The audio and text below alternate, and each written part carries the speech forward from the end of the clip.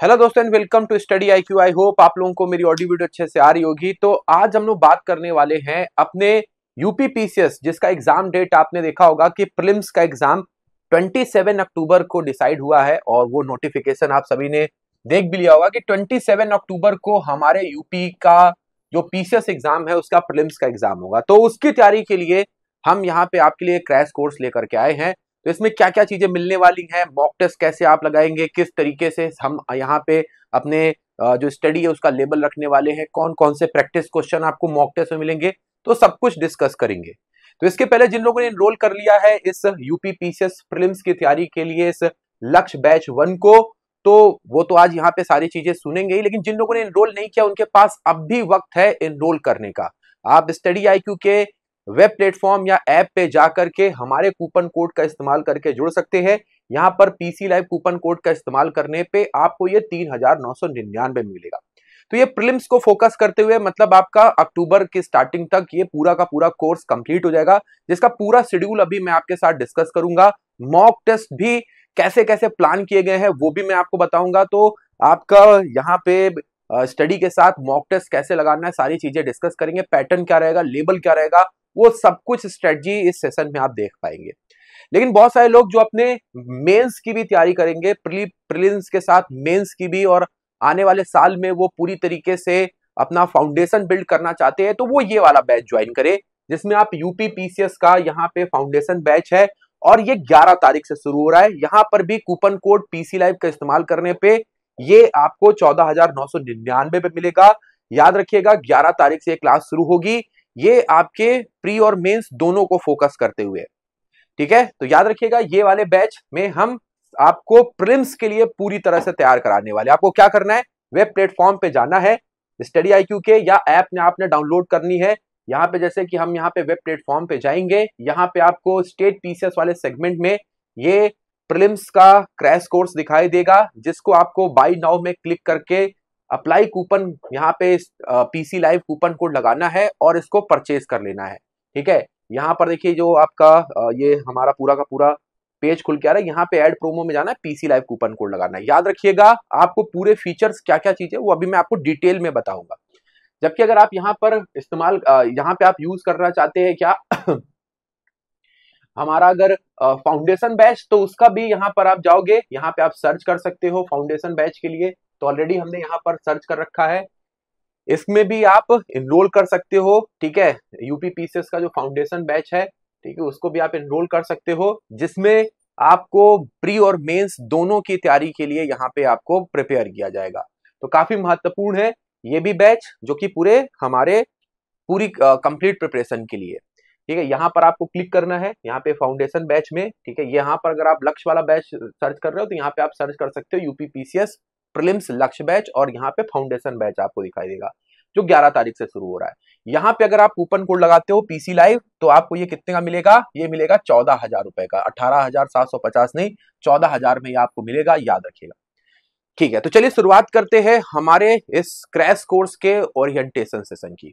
Hello दोस्तों and welcome to your class. आप सभी का आज यूपी पीसीएस प्रीलिम्स को जो 2024-27 अक्टूबर को होने वाला है उसको फोकस करते हुए जो आपने यहाँ पे कोर्स में एनरोल किया है उसमें आप सभी का स्वागत है। और इस आज का जो ये ओरिएंटेशन सेशन है इसमें हम बात करने वाले हैं कि हमारा जो ये प्रीलिम्स तक का अभी से मतलब आज जो आपकी पहली क्लास है और आपके एग्जाम तक का जो इस कोर्स का सफर है वो कैसे होने वाला है, और किस तरीके से हम यहाँ पे आपको पढ़ाएंगे, किस तरीके से आपको सिखाएंगे और किस तरीके से आपको एक सही रास्ता देंगे जिस पे चल करके आप जो अपना एग्जाम है उसमें बहुत अच्छा परफॉर्म करके आए, ठीक है। तो इसी के साथ हम सेशन को स्टार्ट करते हैं, लेकिन जल्दी से जितने भी लोग हैं वो यहाँ पे मेरे को बता देंगे कि आपको ऑडियो वीडियो अच्छे से आ रही है कि नहीं। याद रखिएगा आप लोगों को जो सबसे पहला जो आपका लर्निंग यहीं से हो रहा है, पहली क्लास यहीं पे है कि ये लाइव क्लास है और यहाँ पे आप इंटरेक्ट हो सकते हैं, जैसे कि आप बता करके कि आपको यहाँ पे ऑडियो वीडियो अच्छी आ रही है कि नहीं, ठीक है। तो आपको कोई भी डाउट ऐसा आता है तो आप यहाँ पर कमेंट करके या अपने हैंड रेस करके पूछ सकते हो। तो ये पहला इंटरफेस हमारा है जो आप इस्तेमाल कर सकते हैं, जैसे कि बहुत सारे लोगों ने बोला सर एकदम बढ़िया। तो देखिए सबसे पहले इंपॉर्टेंट चीज है कि हम किसी भी एग्जाम की जब तैयारी करते या कोई भी चीज करते तो उसके बारे में या उसका सिलेबस हो या उसका पैटर्न हो और उसमें किस तरीके का हमारा सिलेक्शन प्रोसेस होता है वो पता करना बहुत जरूरी है। अभी ये नहीं कि किसी ने बोला कि सर पीसीएस एग्जाम की तैयारी कर रहे हैं तो बस हमने तैयारी करना शुरू कर दिया। पहले तो सबसे पहले तैयारी करने का सबसे पहला या कोई भी काम करने का सबसे पहला हमारा जो स्टेप होता है कि हमको अपने आप को जांचना है, अपने आप को परखना है कि हम इस एग्जाम में क्या-क्या चीजें पूछी जाती है और किस तरीके से पूछी जाती है। याद रखिए 2 चीजें मैंने बोली है कि क्या-क्या चीजें पूछी जाती हैं और किस तरीके से पूछी जाती है। ये भी बहुत इंपॉर्टेंट चीज है कि किस तरीके से पूछी जाती है। तो चलिए सबसे पहले हम लोग इस प्रीलिम्स का सिलेबस जो कि आप लोगों में से बहुत सारे लोग जानते होंगे, लेकिन क्या-क्या चीजें पूछी जाती है तो सिलेबस को जल्दी से एक बार गो थ्रू कर लेते हैं। क्या-क्या सिलेबस है जो यूपी पीसीएस के लिए हमारे इंपॉर्टेंट है। देखिए, सबसे पहला हमारा जो यूपी पीसीएस का एग्जाम होता है, आप में से ज्यादातर लोग जानते होंगे, हमारे 2 एग्जाम्स यहाँ पे प्रीलिम्स में पूछाते हैं, मतलब 2 शिफ्ट में हमको एग्जाम देने जाना होता है। और इनमें सबसे पहले हमारा जो पेपर 1 है, जो आप यहाँ पे देख पा रहोगे, ये जो पेपर 1 है, इसमें हमारे कौन-कौन से सब्जेक्ट पूछे जाते हैं। तो सबसे पहले लिखा हुआ है current event of national international importance. जो हमारे करंट अफेयर्स हैं, नेशनल इंटरनेशनल, जो काफी महत्वपूर्ण होते हैं, वो आपको पूछे जाएंगे।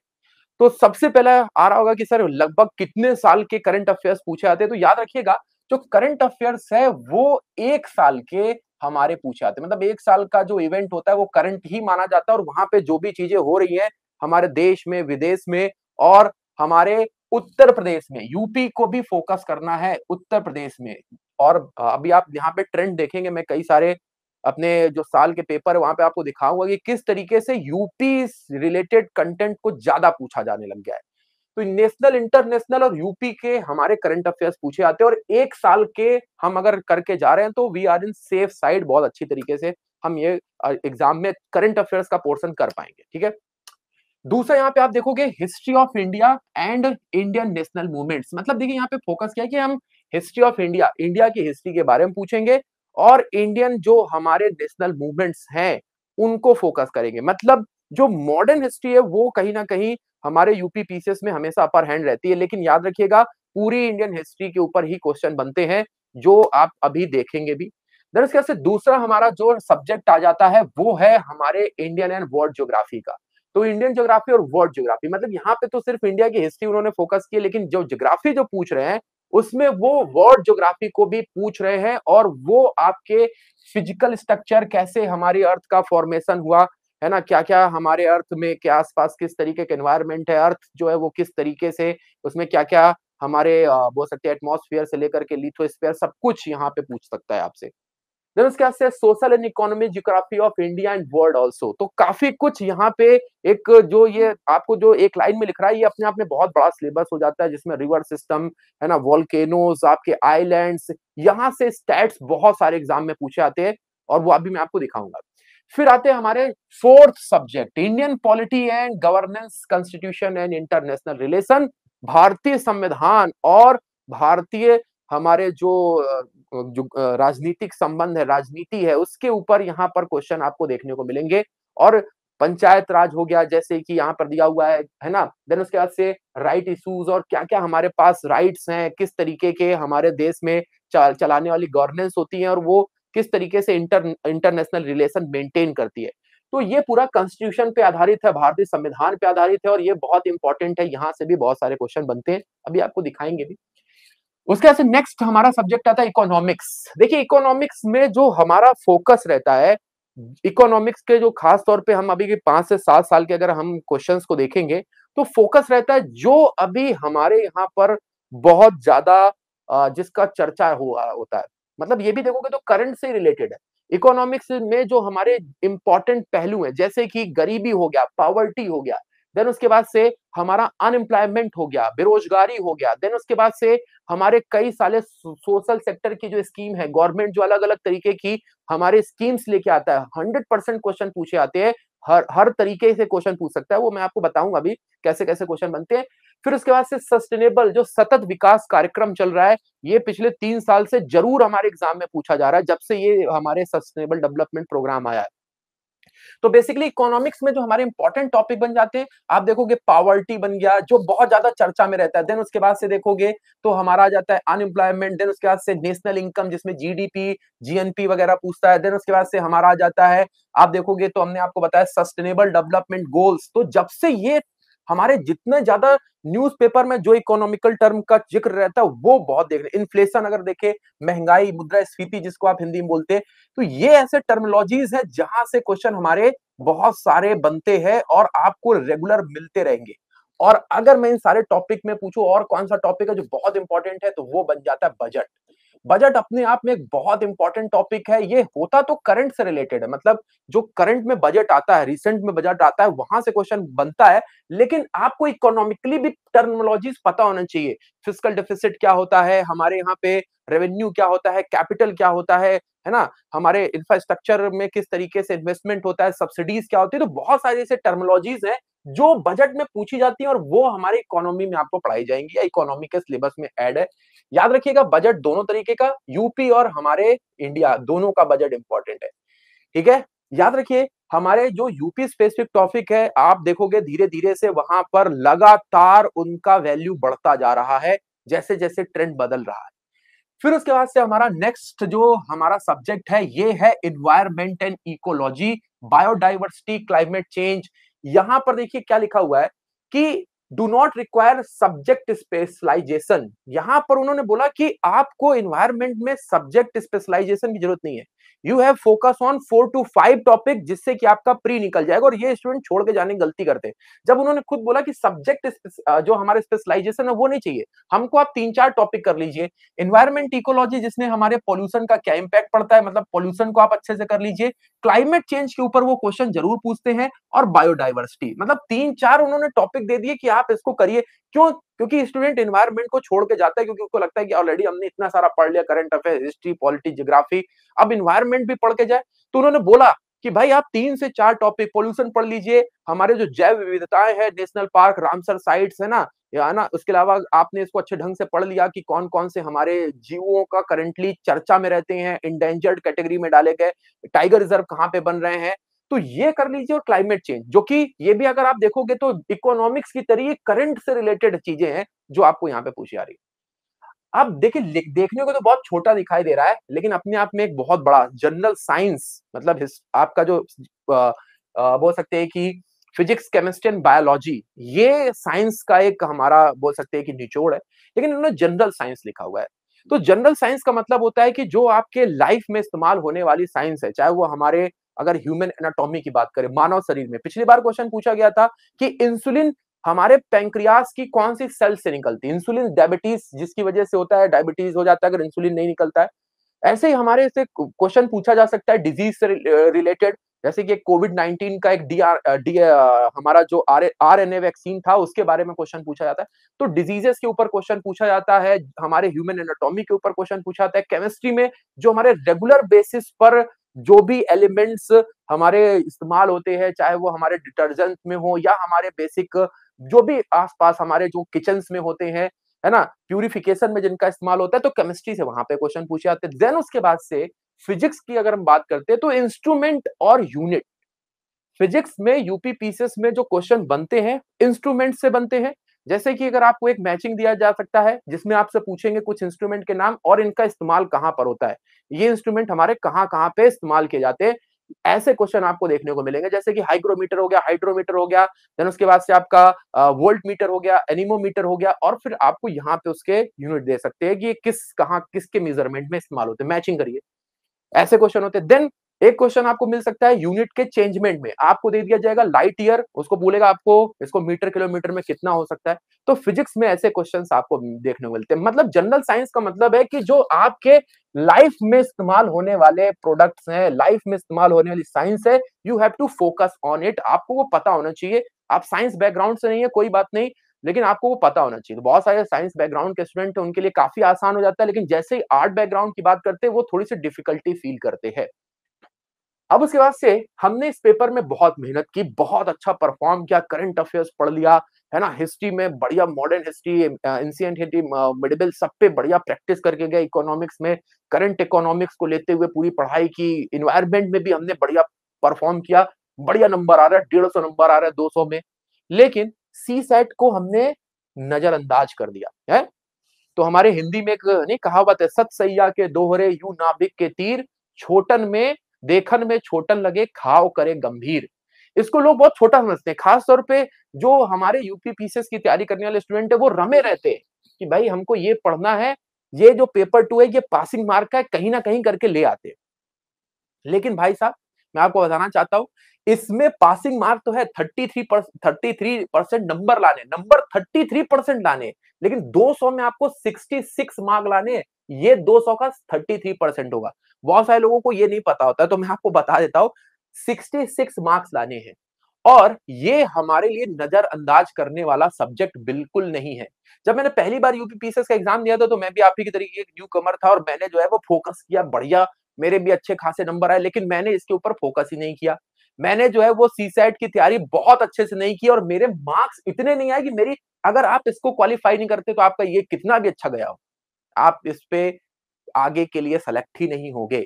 तो you have to focus on this also, आपको इसके ऊपर भी राज फोकस करना पड़ेगा।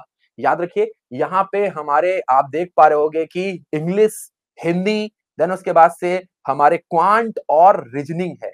और यहाँ पे आपको अपना, देखिए सबका अलग अलग एक्सपर्टीज होता है, किसी को हिंदी बहुत अच्छे से आती होगी, किसी को इंग्लिश बहुत अच्छे से आती होगी, किसी को क्वांट के जो टॉपिक है वो आसान लगते होंगे, और वही कुछ ही लोगों को जो क्वांट के टॉपिक है उसमें थोड़ा सा दिक्कत आती है, दो थोड़ी नहीं काफी दिक्कत आती है क्वांट में। फिर उसके बाद से हमारे रीजनिंग की अगर हम बात करते हैं तो रीजनिंग भी सिमिलरली इसी तरीके से होता है कि बहुत सारे लोगों को रीजनिंग बहुत अच्छे समझ में आ जाती है और बहुत सारे लोग उसमें अटकते हैं। तो यहाँ पे हम आपको क्लासेस देंगे, अब अकॉर्डिंगली आपको अपना कौन कौन से ऐसे टॉपिक है जो आसान है। अब बहुत सारे लोग क्या काम करते हैं, हमने रीजनिंग पूरी छोड़ दी, बहुत सारे लोगों ने जो है वो क्वांट पूरी छोड़ दी, बहुत सारे लोगों ने इंग्लिश पूरी छोड़ दी। ये गलती करना, ये एक बहुत बड़ी गलती है। आपको कहीं ना कहीं किसी ना किसी, हम देखिए मैं हिंदी मीडियम का स्टूडेंट था, है ना, बाद में इंग्लिश सीखते सीखते थोड़ी बहुत इंग्लिश बोलने लग गया, तो मेरे को इंग्लिश में, फिर भी मैं इंग्लिश में उतना माहिर नहीं था, लेकिन फिर भी दो ऐसे टॉपिक थे जो हमारे हिंदी मीडियम के स्टूडेंट को बहुत अच्छी तरीके से सिखाए जाते थे, एक थे नरेशन और दूसरा था एक्टिव पैसिव, है ना। तो ये क्वेश्चंस हमारे यूपी पीसीएस में भी आते हैं। भाई यूपी का एग्जाम है और नरेशन और नहीं आए, तो हमने इंग्लिश पूरी नहीं छोड़नी, हमने इनको अच्छे से पढ़ लेना है। मतलब जिनको इंग्लिश नहीं आती, जिनको इंग्लिश अच्छे ढंग से आती है, वो तो भाई पूरा अच्छे से अपना नरेशन और आपको ये कर लेना है। देन उसके बाद से कॉम्प्रिहेंशन, एक कॉम्प्रिहेंशन इतना आसान रहता है कि उसमें से आप 2-3 क्वेश्चन जरूर बना लेंगे, प्रैक्टिस करके जाएंगे, आपको मॉक टेस्ट दिया जाएगा, तो कॉम्प्रिहेंशन से भी आप वहां से क्वेश्चन कुछ बनाने की कोशिश करिए। याद रखिएगा जो आता है वो ही आपको करना है। रीजनिंग, मुझे तो अगर सीसैट में अगर बोला जाए तो रीजनिंग एक ऐसा सब्जेक्ट है जिसमें आप सारे में सारे सही कर सकते हैं, सारे सही कर सकते हैं। वो कोई भी स्टूडेंट हो, अगर रीजनिंग आपने, रीजनिंग का जो ऐसा है कि आपने क्या किया, थोड़ा सा ट्रिक सीखा, चाहे वो क्लॉक का हो, चाहे कैलेंडर का हो, चाहे वो एज का हो, ब्लड रिलेशन का हो, आपने ट्रिक सीखी, उसकी प्रैक्टिस की, प्रैक्टिस मैटर। जो हमारा सी सेट का एग्जाम है यहाँ पे प्रैक्टिस बहुत मैटर करती है। अगर आप प्रैक्टिस नहीं कर रहे हैं आपका सिलेक्शन नहीं होने वाला है। तो सी सेट के एग्जाम में रीजनिंग में ब्लड रिलेशन आपने सीखा, उसके 20 क्वेश्चन लगा लीजिए, आपका ब्लड रिलेशन गलती नहीं होगा, है ना, प्री के एग्जाम में गलती नहीं होगा। Similarly clock and calendar, same जो भी आप करते जा रहे हो उसको आपने प्रैक्टिस की, आपका रीजनिंग में पूरा का पूरा सही हो जाएगा। और रीजनिंग पूरा सही होते ही आप मतलब इस एग्जाम को क्रैक करने के नजदीक पहुंच गए। अब क्वांट जो लोग छोड़ के जाने की कोशिश करते हैं, मैं उनको एक सलाह देना चाहता हूं, कुछ ऐसे टॉपिक्स होते हैं क्वांट में जो आप आसानी से बना सकते हैं, तो उसको पढ़िए, छोड़िए नहीं। परसेंटेज हो गया, एवरेज हो गया, ठीक है, रेशियो प्रोपोर्शन हो गया, इसमें आपके कुछ ऐसे टॉपिक्स होंगे जो आप बहुत आसानी से बना सकते हैं, है ना। कुछ आपके डाटा सफिशिएंसी के भी क्वेश्चन पूछ लेता है और कुछ आपके ग्राफ वाले क्वेश्चन पूछ लेता है, तो आपको इनमें से कम जो 5 से 10 15 क्वेश्चन आपको चुन लेने जो आपको बनाने और बना सकते हैं। आपने सीखा कि किस तरीके से क्वेश्चन बनाते हैं, आपने उसके 15-15 10-10 क्वेश्चन भी लगा लिए, तो आप एग्जाम में कर लोगे। इतना ज्यादा टफ नहीं पूछा जाता है, सी सेट का एग्जाम नॉर्मल रहता है। बट अगर नहीं आता है, आपने उसका पता नहीं है उसकी टर्मिनोलॉजी कैसे करनी है, तो आप रह जाओगे। तो बेसिकली आपको ये छोड़ना नहीं है, मैं यही बोलना चाहता हूं, क्योंकि मैंने बहुत सारे स्टूडेंट को देखा है वो इसको सीरियस नहीं लेते हैं। वो सोचते हैं 33 नंबर लाने हैं, 33% नंबर लेके आने हैं, और ये क्वालिफाइंग नेचर का है, भले आपकी मेरिट को इंपैक्ट नहीं डालेगा लेकिन आपको क्वालिफाई नहीं करने देगा, ठीक है। तो बेसिक ये हमारे सिलेबस है जो मैंने आपको समझाया, कि आपको ये मोटा मोटा तो पता चल गया कि सर क्या क्या पूछा जाता है। अब मैंने दूसरा मैंने आपको बात बोली थी कि किस तरह से पूछा जाता है, ये बहुत इंपॉर्टेंट होता है, किस तरह से पूछा जाता है। अब मैं आपको, आज से 5 साल पहले, हमने 5 साल पहले भी एग्जाम दिया था और अब भी एग्जाम देते हैं, तो 5 साल पहले जो एग्जाम था, उसमें जो पेपर कट पैटर्न था, अगर आप प्री का एग्जाम देने जा रहे हो और आपने अगर आसानी से क्या कर लिया, आसानी से जो है वो कोई 5 ईयर का पेपर सेट लगा के चले गए, आपका प्री का एग्जाम निकलने के चांसेस हो जाते हैं। हमारे जो सीनियर्स थे ना, जो इलाहाबाद में तैयारी करते थे, वो बोलते थे, एक काम करो भाई, एक कोई 5 ईयर पेपर का ले लो और उसके क्वेश्चन लगा डालो, वहीं से क्वेश्चन पूछे जाएंगे, समझे? एमसीक्यू पेपर तुम है ना, मेंस की तैयारी पे फोकस करो। और वाकई में होता भी ऐसा था। हमने 5 ईयर 10 ईयर के क्वेश्चन पेपर लगा डाले, क्वेश्चन उसी से घुमा करके पूछ लेता था। लेकिन भाई समय के साथ-साथ लोग जो है वो अपने टिक-टिक वाले फ़ोन से एंड्रॉइड में आ गए, एंड्रॉइड में भी पता नहीं कौन-कौन से वर्ज़न आ गए हैं, कौन-कौन से चीज़ें चेंज हो गई हैं। तो हमारा जो पैटर्न है वो भी विगत 2 से 3 सालों में तो बिल्कुल रॉकेट साइंस की तरह चेंज हुआ है। मतलब यहाँ पे जो पेपर का पैटर्न था 5 साल वाला, या जो हमारे को बोलता था रटना है, रट के पहुँच जाओ प्री क्लियर, प्रीलिम्स क्लियर करने का तरीका कि रट्टा मारा, प्रीलिम्स हमारा यूपी पीसीएस का क्लियर। हमारे सीनियर्स इलाहाबाद में यही बोलते थे, क्लियर आपका। बट हुआ क्या? अभी 5 सालों में हमसे एग्जामिनर क्या चाहता है, मार्केट के डिमांड क्या है, चाहे वो बिजनेसमैन हो या हमारे तैयारी करने वाले स्टूडेंट हो या कोई भी काम करने वाला, उसको समझना पड़ेगा कि सामने वाले की चाहत क्या है। अगर वो सामने वाले की चाहत नहीं समझ रहा है, तो फिर वो गलत दिशा में मेहनत कर रहा है। वो 5 साल के क्वेश्चन लगा करके पहुँच जा रहा है। 5 साल के क्वेश्चन से आपको एक तरीका पता चल जाएगा, आप एक यूज्ड टू हो जाओगे, लेकिन सिलेक्शन नहीं होगा। सामने वाले की चाह है कि हमको ऐसा ऐसा स्टूडेंट चाहिए जिसके पास न्यूज़पेपर पढ़ने की कैपेबिलिटी हो, न्यूज़पेपर को वो समझ पाए। इसीलिए उसने जो करंट अफेयर्स के क्वेश्चन डाले, उसको उसने वन लाइनर नहीं बनाया कि न्यूजीलैंड के प्रेसिडेंट का नाम बता दीजिए, पीएम का नाम बता दीजिए, काम हो गया। नहीं, उसने पूछना शुरू कर दिया स्टेटमेंट वाइज। न्यूजीलैंड के जो हाल में ही पीएम चुने गए हैं, उन्होंने किसको हरा करके जीता है और वो कौन सी पार्टी के? लो भाई साहब, अब ये तो हम देखिए, आप देखते हो कि 90% करंट अफेयर्स में यही होता है ना, भाई वन लाइनर पढ़ा दिया, न्यूजीलैंड के पीएम ये, यहाँ की करेंसी ये, यहाँ की, लेकिन ये नहीं बताते कि कौन सी पार्टी के थे, कितना परसेंटेज वोट मिला, ये सारी चीजें नहीं बताते। और यही हमसे पूछता है, ये वही कर पाता है जो डीपली न्यूज का एनालिसिस कर रहा है, पूरा डिटेल में पढ़ रहा है। ये डिमांड है हमारे इस वक्त के यूपी पीसीएस के एग्जाम की। You have to go through in the deep of the current affairs, go to the deep of the newspapers.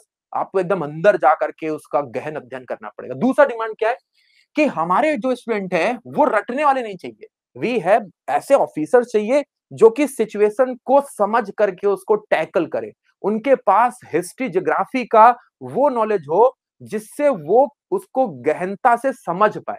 रट के नहीं आए हो, समझ के आए हो। मतलब यहाँ पे अंडरस्टैंडिंग पावर को ज्यादा प्रेफर किया जा रहा है, और अंडरस्टैंडिंग पावर को चेक करने का स्टूडेंट्स में एक ही तरीका होता है, we they give you assertion and they give you reason and tell and ask you about which is the correct reason of that particular assertion. ये जो कथन है, इसका सबसे सही कारण क्या है भाई, बोलो।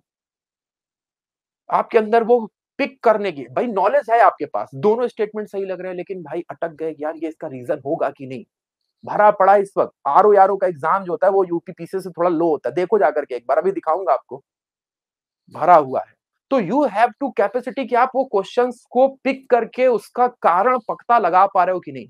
अभी आप क्या देखोगे कि हमारा जो पैटर्न था, जो रट्टाफिकेशन वाला, उसमें और क्या परिवर्तन हुआ कि उसमें आप देख रहे होगे कि स्टेटमेंट वाले क्वेश्चन पूछ रहा है, कि स्टेटमेंट दे दिया, मतलब वो स्टेटमेंट दे करके वो एमसीक्यूज को कॉम्प्रिहेंसिव बना रहा है, जैसे कि यूपीएससी ने बना दिया, स्टेटमेंट दे दिया, पिक करो भाई स्टेटमेंट। आना चाहिए तुमको पूरा थ्योरी, सिर्फ ये नहीं कि हमने सिर्फ एक नाम याद कर लिया। इस साल में बाबर ने हमारे यहाँ पे पानीपत की लड़ाई की थी, इस साल में जो हुमायूं ने लड़ाई की थी, आपको पूरा पता होना चाहिए उसके बारे में। और वो स्टेटमेंट में आपको 4-5 स्टेटमेंट दे देगा, यू हैव टू पिक कि कौन सा स्टेटमेंट सही है या कौन सा स्टेटमेंट गलत है।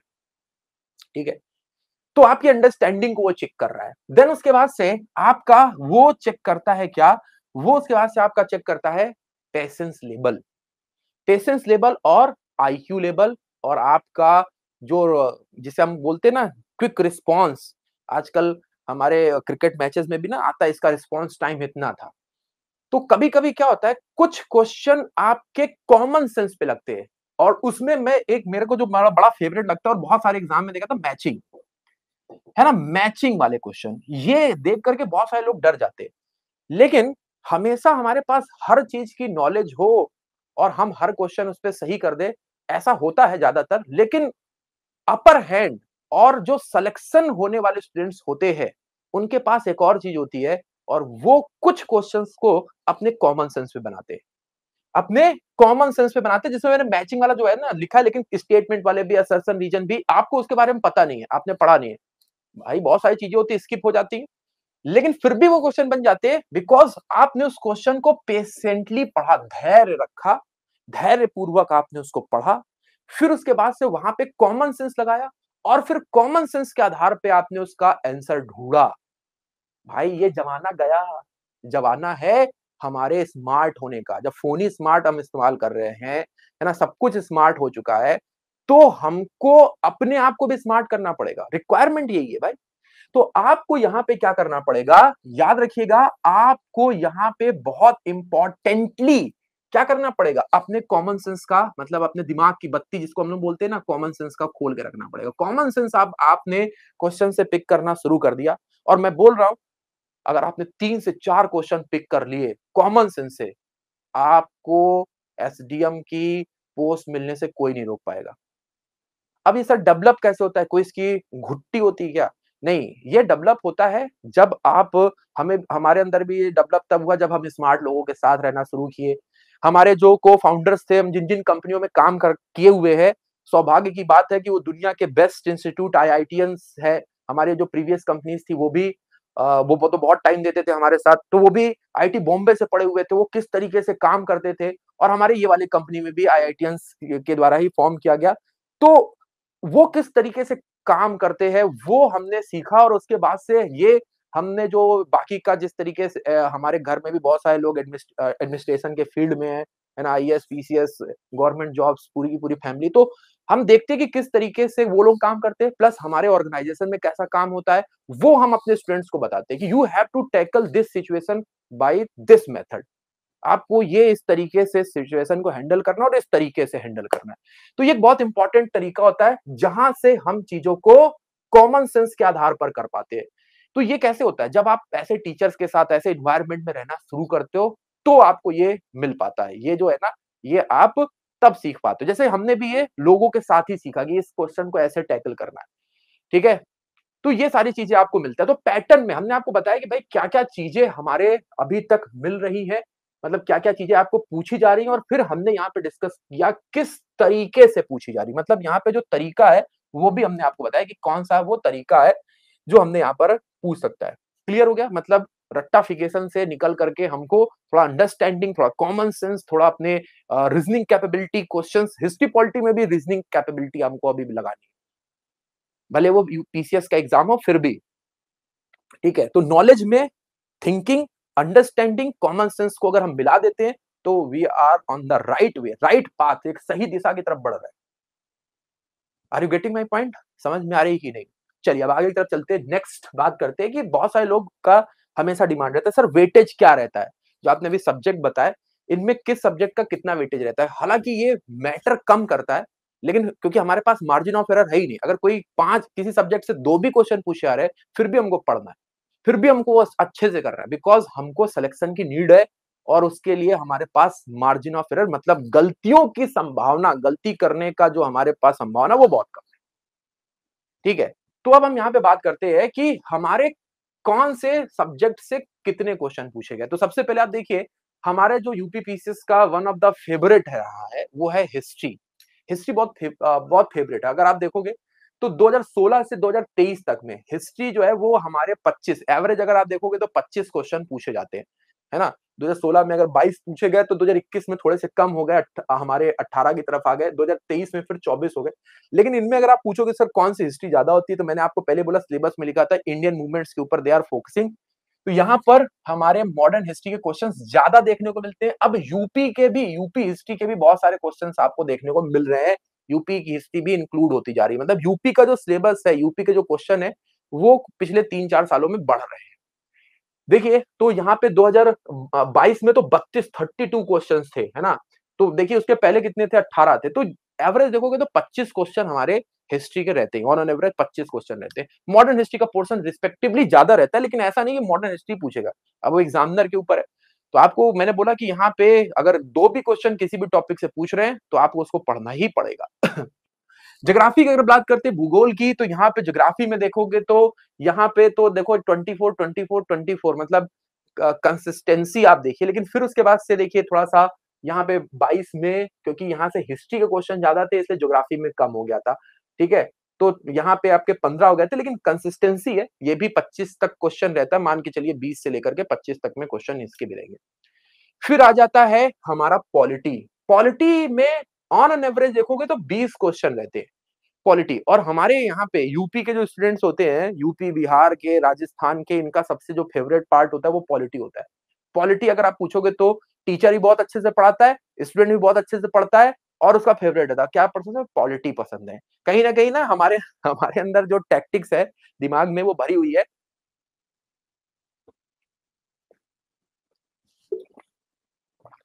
ना। तो रीत है रघुकुल की कि हमारे यूपी के जो बच्चे होते हैं वो पॉलिटी को बहुत अच्छी तरीके से टैकल करते हैं। और टीचर ही बहुत अच्छी तरीके से पढ़ाते हैं, नो डाउट। अब हम आगे की तरफ चलते हैं, तो हमारा आता है science and tech. This is also very important. देखिए यहाँ पे साइंस के साथ टेक लगा है। भाई साहब पिछले कुछ सालों में, मैंने जैसे आपको बताया ना, जनरल साइंस के क्वेश्चन हमसे पूछ लेता है। पहले तो बहुत आसान पूछता था कि भाई सबसे बड़ी हड्डी कौन सी है, सबसे छोटी हड्डी कौन सी है, सबसे हमारा ग्लैंड कौन सा छोटा है, मतलब वही जो 5 साल में हम करके। लेकिन जैसे जैसे हम इधर की तरफ आ रहे हैं, भाई साहब साइंस एंड टेक का जो क्वेश्चन है वो अपने आप में एक, जैसे मैंने आपको एक क्वेश्चन बताएंगे, हमारे आरएनए वैक्सीन्स में जो मेन कंटेंट होता है वो किस तरीके से म्यूटेट होने के ऊपर काम करता है, देख रहे हो। तो ये बेसिकली हमारे साइंस और टेक वाला जो पोर्शन है वो थोड़ा सा पिछले कुछ साल में, मतलब मैं पिछले कुछ साल भी नहीं बोलूंगा, पिछले साल ही थोड़ा सा अपग्रेड हुआ है। अपने यूपी के एग्जाम में, बिहार के एग्जाम में तो वो बहुत ही ज्यादा अपडेट हो गया पिछले साल, लेकिन अपने यूपी के एग्जाम में उतना भी अपडेट नहीं, और उम्मीद करते हैं कि इस साल भी वैसा ही आए जिसमें वो जनरल साइंस को पूछ रहा हो, टेक वाले हिस्से को ज्यादा टच ना करे। अब यहाँ पे कई लोगों ने मुझसे पूछते हैं कि सर क्या साइंस एंड टेक में क्या कंप्यूटर का भी कोई पोर्शन पूछा था?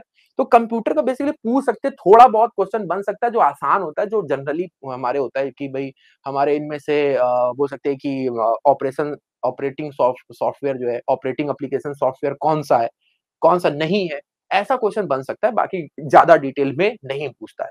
ठीक है, देन उसके बाद से इकोनॉमिक्स। इकोनॉमिक्स में ऑन एन एवरेज देखोगे तो 15 के बीच में, 15 से 18 के बीच में ही क्वेश्चन है ना। तो 15 से 18 के बीच में क्वेश्चन हमारे इकोनॉमिक्स में है, और मैंने आपको जो टॉपिक बताया ना, 5-6 टॉपिक मैंने आपको बताया, वहीं से क्वेश्चन बन गए। देन उसके बाद से देखोगे इन्वायरमेंट। इन्वायरमेंट में भी जो है वो थोड़ा सा, उन्होंने जब देखा कि इन्वायरमेंट स्टूडेंट्स जो है वो उतना फोकस नहीं करते, तो उन्होंने क्लाइमेट, डिजास्टर्स, है ना, पॉल्यूशन, इनके जो बहुत ज्यादा चर्चा में रहने वाले टॉपिक है उनके बारे में पूछा। और फिर ये देखोगे 8 से 6, मतलब अगर देखोगे तो अभी का जो सिनेरियो, मतलब अगर मैं 4 से 5 साल उठाऊंगा तो 15 क्वेश्चन एवरेज पूछे जा रहे हैं, लेकिन यहाँ पे पिछले 2 सालों में तो काफी कम हो गए, 8 से 6 तक पहुंच गए। डेमोग्राफी के ऊपर क्वेश्चन कम बन रहे हैं क्योंकि जनगणना हुई नहीं है पिछले कुछ सालों से, तो इसके लिए देखिए यहाँ पे 0 हो गया क्वेश्चन। अब आता है जो इस वक्त थोड़ा सा गेम चेंजर एलिमेंट बना हुआ है, करंट अफेयर। करंट अफेयर सिर्फ करंट अफेयर्स में नहीं, इकोनॉमिक्स में, इन्वायरमेंट में, इवन पॉलिटी में भी जो अमेंडमेंट, जो हमारा एक्ट चर्चा में रहता है, वहां से क्वेश्चन पूछ लेते हैं। इवन ज्योग्राफी में भी हमसे पूछा था, यूक्रेन के कुछ खदानों के ऊपर पूछा गया था क्वेश्चन था 2023 में, तो ज्योग्राफी का वो क्वेश्चन था, बट एक्चुअली वो करंटली चर्चा में था क्योंकि वहां पर रसिया ने बम्बार्डिंग की थी, तो वो जो माइंस के बारे में ज्योग्राफी का क्वेश्चन था वो भी करंट से था। तो बेसिकली हमारा जो जो डिमांड है वो यही है कि यू हैव टू अवेयर, आपको सचेत रहना बहुत जरूरी है ना। अब वो शुतुरमुर्ग की तरीके हमने जो जमीन में गर्दन दबा रखी थी, उसको बाहर निकाल करके हमको एक्टिवली पार्टिसिपेट करना है, हमको एक्टिव रह करके सारी चीजों को अवेयरनेस के साथ सीखना है, then we have perform in current affairs. अगर हम अवेयर नहीं है, हमारे अंदर वो एक होता है, एक मतलब जिसको हम लोग बोलते हैं चुल नहीं है सीख करंट अफेयर्स पढ़ने की, तो बहुत मुश्किल हो जाता है कि हम याद कर ले, क्योंकि बहुत बड़ा जो चेंजमेंट वो है कि वन लाइनर नहीं पूछ रहा है, वो आपको सारे के सारे स्टैट्स पूछ रहा है। तो करंट अफेयर्स में बढ़ता हुआ ट्रेंड है, जैसे कि अभी सपा की सीटें बढ़ी है, वैसे ही पिछले कुछ सालों में यूपी पीसीएस में जो 17-21 पूछता था, वो एक बार 40 में चला गया था। देखिए 2022 में 40 करंट अफेयर्स के क्वेश्चन थे, जो अपने आप में अभी तक के सबसे हाईएस्ट क्वेश्चन बन रहे हैं। तो ये हमारे अपने आप में देखिए काफ़ी बड़ा ये चेंजमेंट है आप का करंट अफेयर्स में, और बढ़ते चले जा रहे हैं। और दूसरा जो ट्रेंड बढ़ा है, वो है यूपी स्पेसिफिक। जब पिछली बार हमारा आपने को पता होगा सिलेबस में परिवर्तन हुआ था मेंस के, तो उन्होंने ऑप्शनल सब्जेक्ट को हटाया और वहां पर यूपी स्पेसिफिक जो जीएस पेपर 5 और 6 है, उसमें यूपी स्पेसिफिक कंटेंट को ऐड कर दिया कि हम भैया यूपी स्पेसिफिक चीजें ही आपसे पूछने वाले हैं।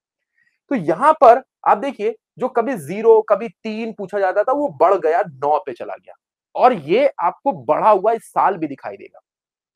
यूपी स्पेसिफिक, अब बोलोगे सर यूपी स्पेसिफिक में बेसिकली क्या-क्या चीजें होती है? तो यूपी स्पेसिफिक में अगर दोस्तों हम बात करते हैं, तो वो हमारे प्री के एग्जाम में, क्योंकि अभी हमारा एक एग्जाम हुआ था आरओ का, यूपी पीएससी उसको कराता है कंडक्ट।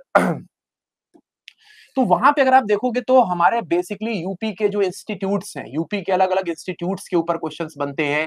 देन उसके बाद से अगर आप देखोगे तो हमारे यहाँ पे यूपी के अलग अलग जो हमारे आर्ट एंड कल्चर है, आर्ट एंड कल्चर में अगर आप देखोगे तो जैसे कि हमारे फेयर मेले हो गए।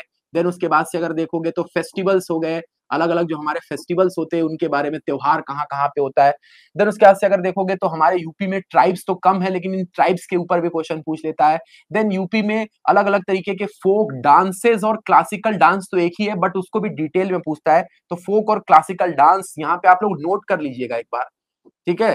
क्लासिकल डांस हो गया ना, फेयर्स मतलब मेले हो गया, फेस्टिवल हो गया, ट्राइब्स हो गया, then folk dance and classical dances हो गए। देन उसके बाद से इसी तरीके से फोक सॉन्ग आ जाता है ना, अलग अलग सॉन्ग होते हैं, जैसे कजरी बहुत फेमस सॉन्ग है, बहुत बार पूछा जाता है ना। तो ये हमारे आर्ट एंड कल्चर को रिप्रेजेंट करते हो। यहाँ से बहुत सारे क्वेश्चन आरो आरो में तो देखने को मिले थे, फेस्टिवल भी था, हमारे मेला भी था, है ना, क्लासिकल डांस भी था, चरकुला डांस पूछा गया था जो ब्रज क्षेत्र में होता है।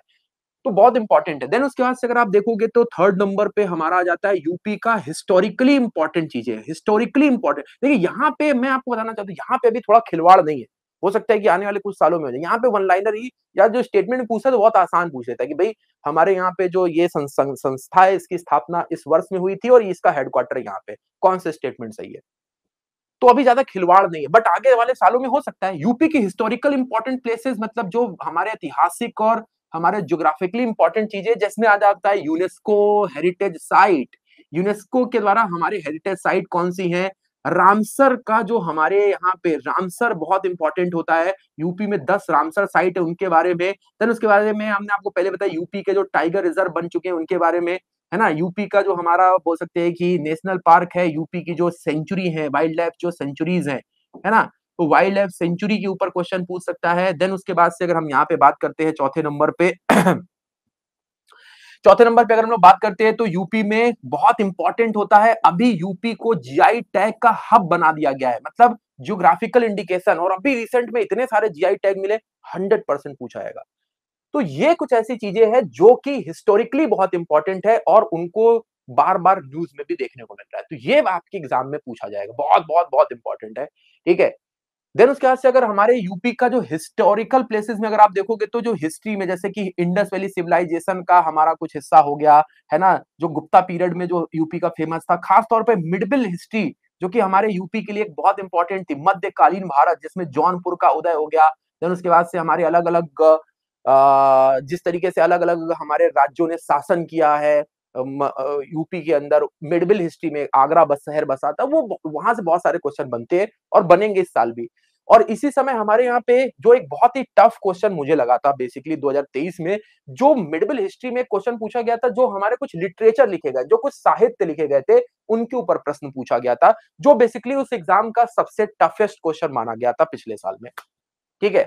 अब हम यहाँ पे बात करते हैं और अगर यूपी स्पेसिफिक में, तो यूपी स्पेसिफिक में अगर आप देखोगे तो ये तो आपका हो गया जो स्टैट्स हैं जो बदलने नहीं वाले हैं, लेकिन बहुत सारे क्वेश्चन ऐसे थे जो कि आपके रिलेटेड थे हमारे करंट से।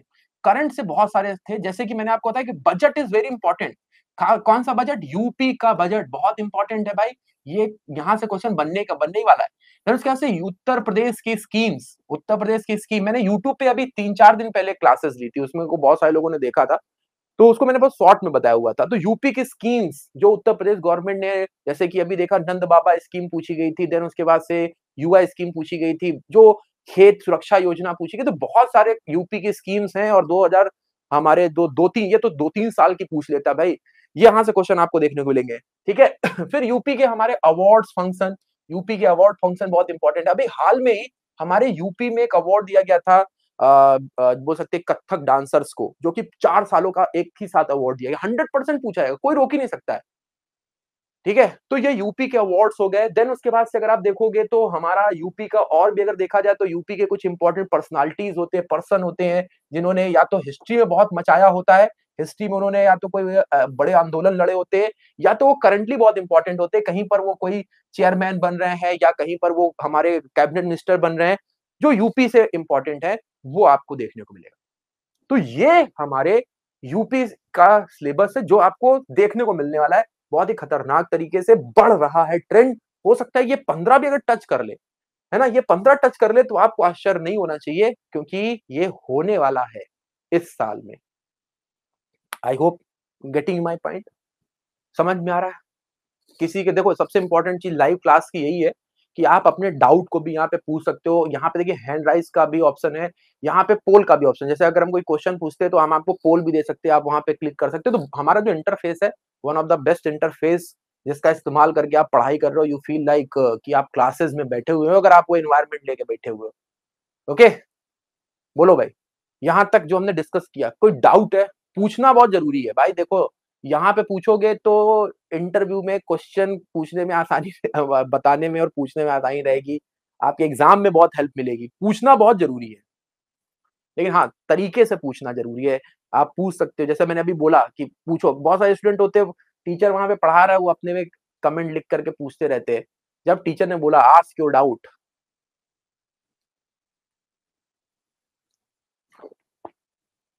ज्योति भारती ने पूछा सर आप कौन सा टॉपिक कवर करेंगे?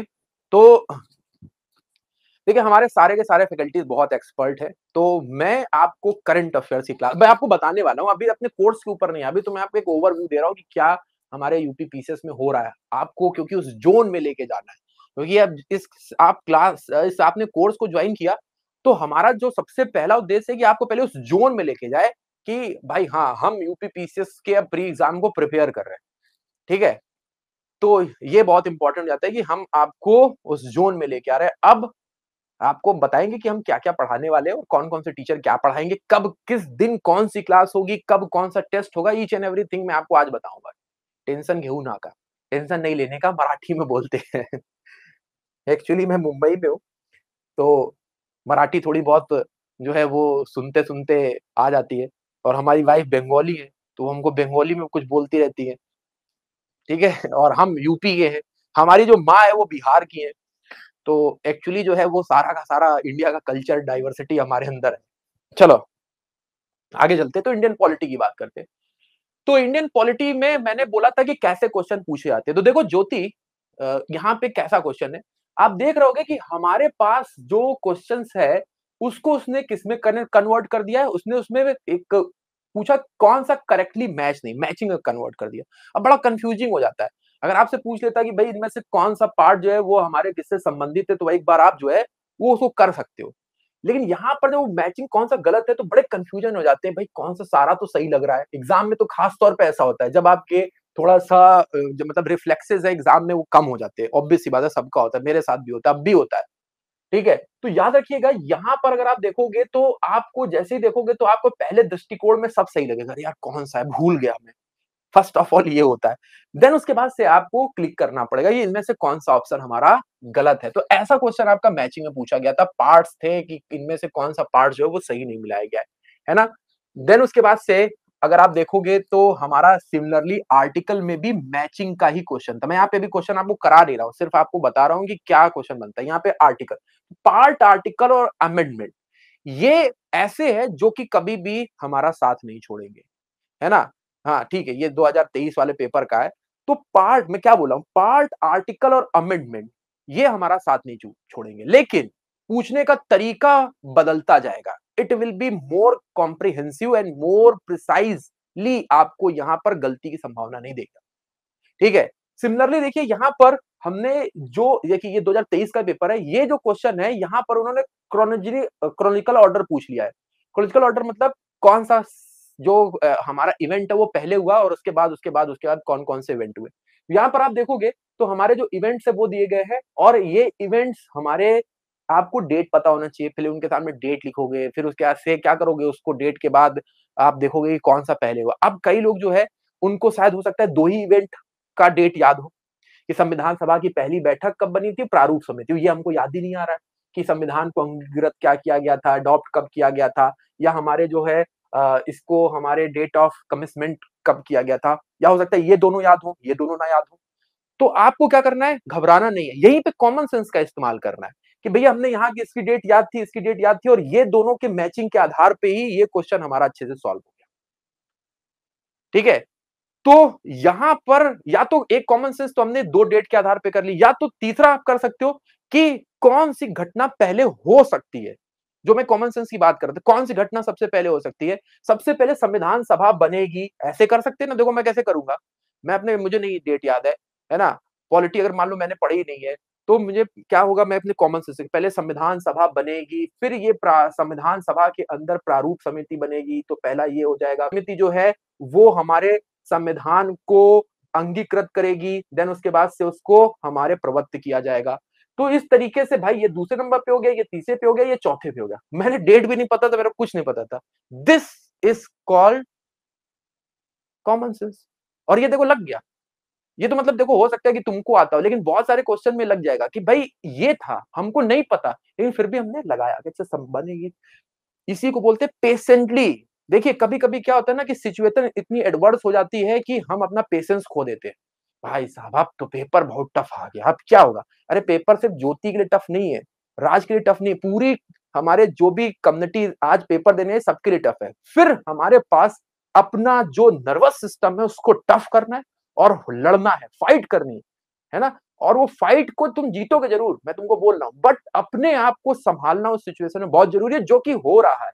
इस वक्त PCS is on their updating trend में है, और हो सकता है कि तुमको यूपी पीसीएस भी इस बार शॉक कर दे। तो घबराना नहीं है, वो तुम्हारे लिए नहीं, जितने भी कम्युनिटी बैठी हो सबके लिए टफ पेपर है। ठीक है। तो देखो मैंने इसको बिना पढ़े आपको कॉमन सेंस लिखी, देखिए इसी तरीके के सारे क्वेश्चन है। असर्शन एंड रीजन, जो मैंने आपको बताया कि असर्शन एक दिया हुआ है ना, प्रेसिडेंट का, और उसको यहाँ पर एक रीजन के तौर पे दिया हुआ है। तो पहले तो तुमको ये पता होना चाहिए, ये पता होना चाहिए क्या इससे कोरिलेट हो रहा है कि नहीं। तो ये भी आपको करना टॉपिक के साथ सिखाया जाएगा। देन उसके बाद से देखो सिमिलरली कोई भी ऐसा क्वेश्चन नहीं जिसमें उसने खेला नहीं किया। हमारे यहाँ पर सर्वोच्च न्यायालय द्वारा नल एंड व्हाइट घोषित कर दिया जाएगा कौन सा स्टेटमेंट। देखिए ये पॉलिटी का सबसे टफ क्वेश्चन था कल उस समय के एग्जाम में, जो वाइस प्रेसिडेंट का हमारे नल एंड व्हाइट वाला था। और ये देखिए अब बोलोगे सर ये क्वेश्चन 2023 में क्यों पूछा गया, क्योंकि उसी समय अगर आप देखोगे तो हमारे उपराष्ट्रपति का चुनाव हुआ था कुछ ही दिन पहले, 8 महीने पहले नए उपराष्ट्रपति बने थे, 6 महीने पहले ही बने होंगे। तो मैंने बोला पॉलिटी में भी वही टर्मिनोलॉजीज पूछी जा रही हैं जो हमारे चर्चा में, जैसे अभी क्या, अभी हमारे यहाँ पे लोकसभा का चुनाव था, 100% लोकसभा पॉलिटी में जो क्वेश्चन होगा आपको लोकसभा के चुनाव का दिखाई देगा। उस समय उपराष्ट्रपति का चुनाव हुआ था, तो उन्होंने उपराष्ट्रपति के निर्वाचन से पूछा। तो ये है कि आप जो चीजें चल रही हैं उसमें आप इन्वॉल्व हो कि नहीं, उससे अवेयरनेस होगी नहीं, ये पूछा जा रहा है। देन उसके बाद से देखिए बहुत आसान क्वेश्चन, एक दो आपको लड्डू क्वेश्चन मिलेंगे, जो कि वो है कि सबको एक साथ लेके चलना है ना। तो वो देखिए बहुत आसान क्वेश्चन था ये। फिर उसके बाद से फिर से शेड्यूल के ऊपर क्वेश्चन भी हमारे मैचिंग में पूछा गया था, जो हमारे 12 शेड्यूल्स हैं उसके ऊपर ये मैचिंग का क्वेश्चन है। फिर उसके बाद से अगर आप देखो तो हमारे यहाँ पे ऑफिशियल लैंग्वेजेस, जब हमारे ऑफिशियल लैंग्वेजेस को अडॉप्ट किया गया इनिशियली, तो पहले वो कितने सालों के लिए थी, ये क्वेश्चन था। देन असर्शन एंड रीजन फिर से आ गया। असर्शन रीजन में हालांकि ये थोड़ा सा आसान था, लेकिन अगर आप इसको पढ़ोगे, presidency is a part of parliament, a bill by 2 houses of the parliament can not be become law without the assent of president. तो भाई देखिए यहाँ पे पूछा गया, दोनों आपके स्टेटमेंट सही है, लेकिन अब इसको जोड़ पाना ये तभी होगा जब आप प्रैक्टिस करके इसके काबिल बन चुके होगे कि हम इसको इससे रिलेट कर पा रहे हैं कि नहीं। दोनों तो सही है, लेकिन ये इससे रिलेटेड है कि नहीं। लेकिन हालांकि रिलेटेड है, ये आसान क्वेश्चन है, लेकिन अब जो थोड़ा ट्रेंड थोड़ा थोड़ा चेंज हो रहा है। जैसे आप देखो यहाँ पे वित्त आयोग के ऊपर पूछा गया, फिनेंस कमीशन बनने वाला था उस समय, तो फिनेंस कमीशन के चेयरमैन होते हैं कितने, उसमें बाकी के मेंबर्स होते हैं, और ये रिपोर्ट किसको देता है, नीति आयोग को देता है। तो ये ऐसा क्वेश्चन है, ठीक है। फिर देखिए 2023 का ये यूपी पीसीएस का क्वेश्चन है, रिट को लेकर के उन्होंने पूरा का पूरा डिटेल पूछा है। इनमें से कौन सा स्टेटमेंट सही है, दो स्टेटमेंट रिट्स के ऊपर लेके पूछा गया था स्टेटमेंट कि कौन सा स्टेटमेंट इनमें सही है। देन उसके बाद से आप देखोगे तो हमारे अटॉर्नी जनरल के ऊपर पूछा गया था, उनकी जो बोल सकते हैं कि ये हमारे उनके उनके पोस्ट पर अपॉइंट करने को लेकर एलिजिबिलिटीज के ऊपर पूछ रहा था, ठीक है। विधानसभा विधान परिषद में जो सदस्यों को चुना जाता है, उसका जो हमारे आप देखते होगे ना, अलग अलग हमारे बॉडीज के द्वारा, अलग अलग मेंबर्स के द्वारा उसका चुनाव होता है, वो पूछा था। ये भी हमारे आसान क्वेश्चन में से देखेंगे। इसमें ये दिया था कम से कम विधान परिषद में 40 मेंबर होने चाहिए, है ना। ये क्वेश्चन आपका यहाँ पर देख पा रहे होगे। देखिए अब यहाँ पे फिर से यूपी स्पेसिफिक, पॉलिटी में भी यूपी स्पेसिफिक पूछा रहा है कि 31 राज्यसभा में, लोकसभा में 80 सदस्य। आसान क्वेश्चन था, दोनों सही हो रहे हैं। 31 राज्यसभा में, लोकसभा में 80 है, तो यूपी को आप इंक्लूड होता हुआ ज्यादा देख रहे हैं, इवन पॉलिटी में भी इंक्लूड हो रहा है। फिर पंचायती राज से हमेशा से क्वेश्चन आ रहा है, और यहाँ पर भी 2 से 3 क्वेश्चन आपको दिखाई दे रहा है पॉलिटी में। पंचायती राज से तीसरा क्वेश्चन ही है, देखिए 2 तो यहाँ पर है, तीसरा क्वेश्चन ही है। तो पंचायती राज हमेशा पीसीएस एग्जाम कोई भी हमारा स्टेट हो वहां से क्वेश्चन बनेगा। फिर उसके बाद से आपका सुप्रीम कोर्ट का जो हमारे जज होता है, वो अपना जो रिजाइन होता है वो किसको संबोधित करते हुए देता है। देखिए थोड़ा सा वन लाइनर क्वेश्चन, तो वन लाइनर क्वेश्चन ये मुझे लगता है कि दूसरा या तीसरा होगा अभी तक हमने जितने क्वेश्चन देखे। फिर उसके बाद से देखिए हमारे यहाँ पर इनमें से आर्टिकल नंबर 20 का कौन सा हिस्सा नहीं है। 3 हमारे हिस्से बताए गए हैं, इसमें से कौन सा हिस्सा नहीं है, याद रखिएगा कौन है भाई। प्रोटेक्शन अगेंस्ट टॉर्चर वाला जो है, जो ऑप्शन नंबर सी में है, वो यहाँ पर आपको नहीं दिखाई देगा। तो दैट्स वाई यहाँ पे हमारे सी नंबर वाला ऑप्शन सही था। तो ये देखिए मैं यहाँ पे क्वेश्चन पेपर नहीं करा रहा हूँ, बस मैं आपको बता रहा हूँ कि किस तरीके के क्वेश्चन का वेरिएशन है, ठीक है। सिमिलरली यहाँ पर देखोगे इनमें से कौन सा ऐसा हिस्सा है जो हमारे फंडामेंटल राइट एंड डीपीएसपीज, नहीं डीपीएसपीज एंड फंडामेंटल ड्यूटीज है यहाँ पे, इन दोनों का हिस्सा है, ये भी आपको पता होना चाहिए। फिर उसके बाद से हमारे ज्वाइंट सेशन की बात करते हैं, तो ज्वाइंट सेशन को लेकर के भी यहाँ पे क्वेश्चन था, थोड़ा सा आसान क्वेश्चन था, लेकिन यहाँ पर भी आपको स्टेटमेंट वाले करते थे। तो देख रहे हो ना कि भाई यहाँ पे हमारे मतलब जो जो भी सेगमेंट है, आपसे शेड्यूल पार्ट और आपका जो अमेंडमेंट है, ठीक है, आर्टिकल से ये तो पूछेगा पूछेगा, पंचायती राज से क्वेश्चन पूछेगा पूछेगा, ठीक है। 3-3 क्वेश्चन मैंने बता दिए। देन उसके बाद से आपके जो भी चर्चा में, जिसको भी अभी पॉलिटी में बहुत ज्यादा जो हमारा ऐसा हॉट टॉपिक चल रहा है, वहां से क्वेश्चन पूछेगा पूछेगा। तो ये कुछ ऐसे टॉपिक्स हैं जो हमारे लिए हर बार पूछे जाते हैं, बट हमें सारी पॉलिटी कंप्लीट करनी है, और कंप्लीट करेंगे तो definitely we will perform, and most important हमको उसका प्रैक्टिस करना बहुत जरूरी है, असर्शन रीजन लगाना जरूरी है, मैचिंग लगाना जरूरी है, स्टेटमेंट करना जरूरी है। बिकॉज जब हम एग्जाम में बैठे तो हमारे पास दोनों चीजें हो, क्या हो, एक तो उस शस्त्र का ज्ञान हो, और दूसरा उस शस्त्र को चलाने का अभ्यास हो, तो ही तुम एक सच्चे योद्धा बन पाओगे। Are you getting my point? तो दोनों चीजें हम यहाँ पे देने वाले, अभी बताएंगे कब कब क्या क्या देंगे। हिस्ट्री की बात कर लेते हैं। हिस्ट्री में अगर आप देखोगे तो ये हमारे फिर से क्रोनॉलॉजिकल ऑर्डर वाला क्वेश्चन है, जो कि आपको पूछा कि हमारे यहाँ पे जो आए थे यूनानी, शक और कुषाण, उसको अरेंज करिए, कौन पहले आया था। आसान क्वेश्चन था। फिर उसके बाद से यहाँ पे एक बुक के बारे में पूछा गया है, मिलिंद पन्हो, ये किसके बीच में है, नागसेन और हमारे किसके बीच में, मिलांडर के बीच में जो हमारे बुक लिखी गई थी, का बीच का डिस्कशन था। देन उसके बाद से हमारे चरक संहिता के टोटल अध्याय और खंड के बारे में पूछ लिया। देखिए चरक संहिता किसने लिखा है बेसिकली पूछा जाता था, बट अब पूछा इसमें कितने अध्याय और खंड है। वैदिक काल में हमारे भाग दू का जो है वो किसको बुलाया जाता था, ठीक है, ये क्वेश्चन था। ठीक, अब देखो यहाँ पर हमारे कुछ जो एरोलॉजिकल साइट्स हैं, जहां पर हमारे प्राचीन अवशेष मिले, और ये कहाँ कहाँ पर है पूछ लिया गया, और बहुत ही ज्यादा लोग इसमें कंफ्यूज हुए थे, ठीक है। फिर उसके बाद से क्वेश्चन था कि हमारे ईस्टर्न बाउंड्री ऑफ हड़प्पा कौन था। ये बहुत आसान क्वेश्चन है, बेसिकली सभी लोग जानते हैं ईस्टर्न बाउंड्री यूपी में थी, है ना, जो अपना मेरठ का आलमगीरपुर है, पसराम खेड़ा भी इसको बोलते थे, और फिर उसके बाद से पाकिस्तान में थी हमारे वेस्टर्न। तो आलमगीरपुर आसान क्वेश्चन यूपी का से रिलेटेड है। फिर देखिए यहाँ पे पुरानों में से कौन सा स्टेटमेंट सही है। थोड़ा सा यहाँ पे आपको उन्होंने आराम दिया, जरूर यहाँ पे 3-4 क्वेश्चन जो है वो पूछे उन्होंने, 1-2 क्वेश्चन खास तौर पे जो कि आप आसानी से बना पा रहे थे, लेकिन फिर से वो स्टेटमेंट वाले क्वेश्चन में आ गए, फिर से वो हमारे मैचिंग वाले क्वेश्चन में आ गए, फिर से वो स्टेटमेंट वाले क्वेश्चन में आ गए। लेकिन ये सारे के सारे क्वेश्चन थोड़े से डिटेल में पढ़ने के लिए डिमांड कर रहे थे आपको। ठीक है, यहाँ पर देखिए ये हमारे अलग-अलग बुक्स हैं जिनको हमारे कहाँ से किसका रिलेशन था या इस बुक के अंदर क्या लिखा हुआ था। बेसिकली कभी ऐसा जो यूपीपीएससी एग्जाम थे उसमें पूछा था तो इन बुक को लिखा किसने, लेकिन यहाँ पे पूछा कि इस बुक के अंदर क्या लिखा हुआ था, है ना? तो ये आप यहाँ पर देख पाएंगे। ठीक है, फिर उसके बाद से यहाँ पे कुछ इंपॉर्टेंट हमारे मिडिवल हिस्ट्री के लोगों के नाम है और पूछा जा रहा है कि भाई ये हमारे कौन-कौन किसका जो मेल है वो कौन-सा नहीं है। ठीक है? तो कौन-सा किसका मेल नहीं है ये पूछा गया था। इसमें कोई आप देखोगे तो हमीदा बानो बेगम ये आई होप अकबर की वाइफ थी, अलाउद्दीन खिलजी की वाइफ लिखी पत्नी लिखी हुई है। तो जो बाकी के हमारे क्वेश्चन्स हैं उनसे थोड़ा-सा आसान था। फिर हमारे जो पेशवाज हैं, उनके कालाक्रम मतलब क्रोनॉलॉजिकल ऑर्डर में आपको अरेंज करना है जितने भी हमारे जो मराठा एम्पायर में पेशवा हुए, प्रधानमंत्री हुए, वहां से। ठीक है? तो बालाजी विश्वनाथ से शुरू करते हुए हमको जो धुंधु पंत हुए हैं, वहां तक लेकर के जाना था। तो इस तरीके से आपको ये पेशवास के बारे में पता होना चाहिए। जजिया और ये आसान क्वेश्चन था। किस कश्मीर के किस शासक ने, है ना? कौन सा कश्मीर का शासक थे जिन्होंने गौ हत्या और जजिया को हटाया था? देन देखिए फिरोज शाह तुगलक ने नागरकोट अभियान में जो संस्कृत पुस्तक का अनुवाद किया वो कौन सी बुक थी? देन उसके बाद से देखिए यहाँ पर भी आप देखोगे तो एक वन लाइनर क्वेश्चन है, आसान क्वेश्चन था। देन उसके बाद से यहाँ पर मैचिंग थी। ठीक है? देन उसके बाद से हमारे जो 1857 की क्रांति है उसका कहाँ का जो ऑर्डर है वो सही मैच नहीं है, वो था पूछा गया था।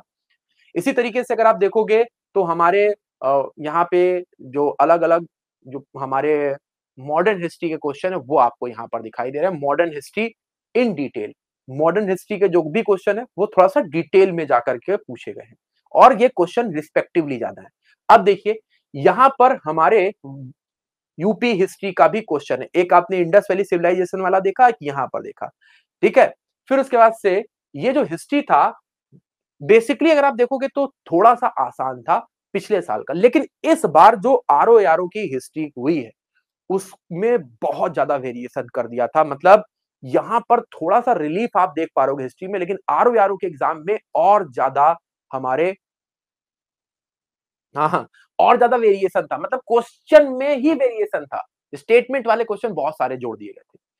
ज्योग्राफी में अगर आप देखोगे अच्छा ये देखिए इसी का ही हिस्सा है अभी। ज्योग्राफी में आप देखोगे तो रिवर सिस्टम हमारे सॉइल्स ये जो बेसिक क्वेश्चन थे सबसे अगर देखोगे तो आसान हमारे पिछले बार में ज्योग्राफी ही थी। यहाँ पर देखिए बहुत आसान ओजोन लेयर कहाँ पे होती है, देन उसके बाद से जो रिवर्स हैं कहाँ-कहाँ से निकल रही हैं। मान लीजिए कि इनमें से मुझे 2 रिवर आता है। एक मुझे पता है कि जो कृष्णा नदी है वो महाबलेश्वर से निकलती है और गोदावरी नदी त्र्यंबकेश्वर नासिक से निकलती है। अब आप दोनों को मैच करना चाहते हैं बचे हुए, तो देखिए यमुना भी मेरे को यहाँ पे मैच हो गई यमुनोत्री से, तो आप यहाँ पे ये कर सकते हो, महानदी बची तो मैचिंग में भी आपको अगर 2 पता हुआ है ना? किसी को यमुना पता है और किसी को कृष्णा पता है, तो ये बचे हुए 2 को आप मैच कर सकते हो इस ऑप्शन से। देखते हैं इन दोनों से होती है कि नहीं। पहले का 4 कितने में है? 3 में पहले का 4 है। मैंने 1 को कट कर दिया और फिर उसके बाद से बी का 3, तो बी का 3 केवल और केवल ए नंबर वाले में दिख रहा है। तो बाकी का मुझे नहीं पता फिर भी हो गया क्वेश्चन। तो क्वेश्चन को पढ़िए ज़रूर, ये हमारे बहुत ज़रूरी हो जाता है। फिर उसके बाद से देखिए असर्सन एंड रीजन यहाँ पे आ जाता है। दक्षिण-पश्चिम मानसून में जो तमिलनाडु तट है वो शुष्क रहता है। तमिलनाडु तट बंगाल की खाड़ी के शाखा के का जो समांतर स्थित है और दक्षिण-पश्चिम मानसून अरब सागर के वृष्टि छाया क्षेत्र में स्थित है। क्या इसका ये सही रीजन है? देखिए हमको दोनों चीजें पता है, लेकिन क्या ये इससे कोरिलेटेड है? और जहां पर आपने थोड़े बहुत क्वेश्चन प्रैक्टिस में की, आपको ये क्वेश्चन बहुत आसानी से होने लग जाएगा। फिर देखिए ज्योग्राफी में भी आपके यूपी के ज्योग्राफी का क्वेश्चन है। रामगंगा नदी कन्नौज के पास गंगा को ज्वाइन करती है और बेतवा नदी प्रयागराज के पास यमुना नदी में मिलती है। प्रयागराज के पास में थोड़ा-सा इनको यहाँ पे प्रयागराज की जगह पे बेतवा नदी जो है वो बांदा के पास में मैच करती है ना, प्रयागराज की जगह पे बांदा होना चाहिए। ठीक है? तो रामगंगा कन्नौज के पास ज़रूर जॉइन करती है, लेकिन बेतवा नदी यहाँ पे बांदा के पास में जॉइन करती है। तो बांदा प्रयागराज से पास में तो है, लेकिन बांदा खुद एक अपने आप में जगह है, इसलिए यहाँ पे बांदा होना चाहिए था। फिर देखिए वाइल्ड लाइफ सेंचुरी जिसकी मैंने बात की थी, वाइल्ड लाइफ सेंचुरी आ जाता है, यहाँ पे पूछा गया। फिर उसके बाद से बाकी का भी स्टैटिक क्वेश्चन है जिसमें हमारे इंडियन ज्योग्राफी को पूछा गया। यूपी के हिसाब से यूपी का जो क्वेश्चन है, हमारे टोटल राज्य कुल भौगोलिक क्षेत्र का लगभग 12.8% है। हमारा जो यूपी का फॉरेस्ट एरिया है वो पूछा गया कितना परसेंट है। जौनपुर, गाजीपुर और बलिया में कोई भी वन भूमि नहीं है, ये भी कोई। तो ये देखिए हमारे ज्योग्राफिकल, यूपी का ज्योग्राफी मैंने आपको बताया कि बहुत इंपॉर्टेंट है।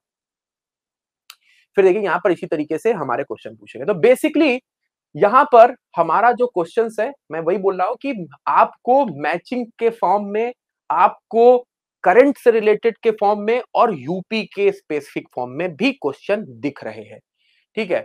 और अब देखिए यहाँ पे मैं जिसकी बात कर रहा था, यूक्रेन का सबसे बड़ा कोयला उत्पादक क्षेत्र। अब कई लोगों ने यहाँ पर दिमाग में सर यूक्रेन भी याद करे, फिर उसके बाद से फ्रांस का भी याद करे। तो मैं आपको बताना चाहूंगा ये इसलिए पूछा क्योंकि वो समय करंट में ये चल रहा था।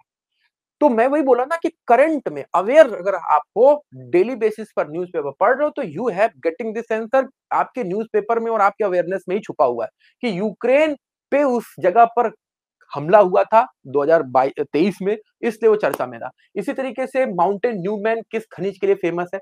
अब देखिए यहाँ पर उत्तर प्रदेश में अमृत भारत स्टेशन कितने, ये यूपी के बजट का था।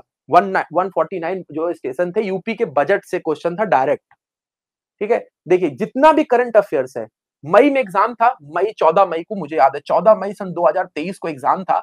और उसके बाद से दिसंबर, मतलब 6 महीने का ही करंट अफेयर्स है, लेकिन मैं सेफर साइड हमेशा बोलता हूँ 1 साल का पढ़िए, ठीक है। ये देखिए यहाँ पर बजट आया था फरवरी में, मई में क्वेश्चन, ये देखिए निसार उपग्रह सारा का सारा। ये देखिए हमारा साहित्य अकेडमी पुरस्कार 2022 का 23 में दिया गया था, तो 22 का प्राइज हमेशा 23 में जाएगा, तो 23 का ही ये आपका करंट अफेयर्स था, ठीक है। देन उसके बाद से देखिए फरवरी 23, मतलब 2-3 महीने पहले का करंट अफेयर्स है, ठीक। देन उसके बाद से देखिए यहाँ पे सारा का सारा 6 से 8 महीने के अंदर ही था।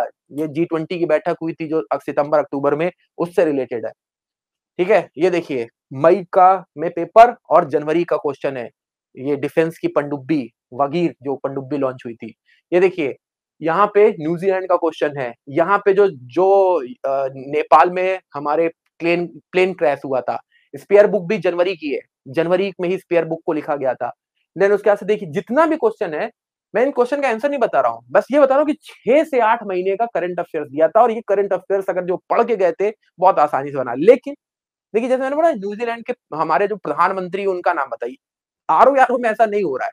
आरओ यारो का जो एग्जाम था उस 2024 में वो बहुत ज्यादा बदला हुआ था, और ये इस बार आपको भी देखने को मिलने आ रहा है। तो 6 महीने का 8 महीने का करंट अफेयर्स आप अच्छे से करके जा रहे हो तो बढ़िया है। देखिए फरवरी 2023 देख रहे हो, ये भी हमारे उसी समय का ही है।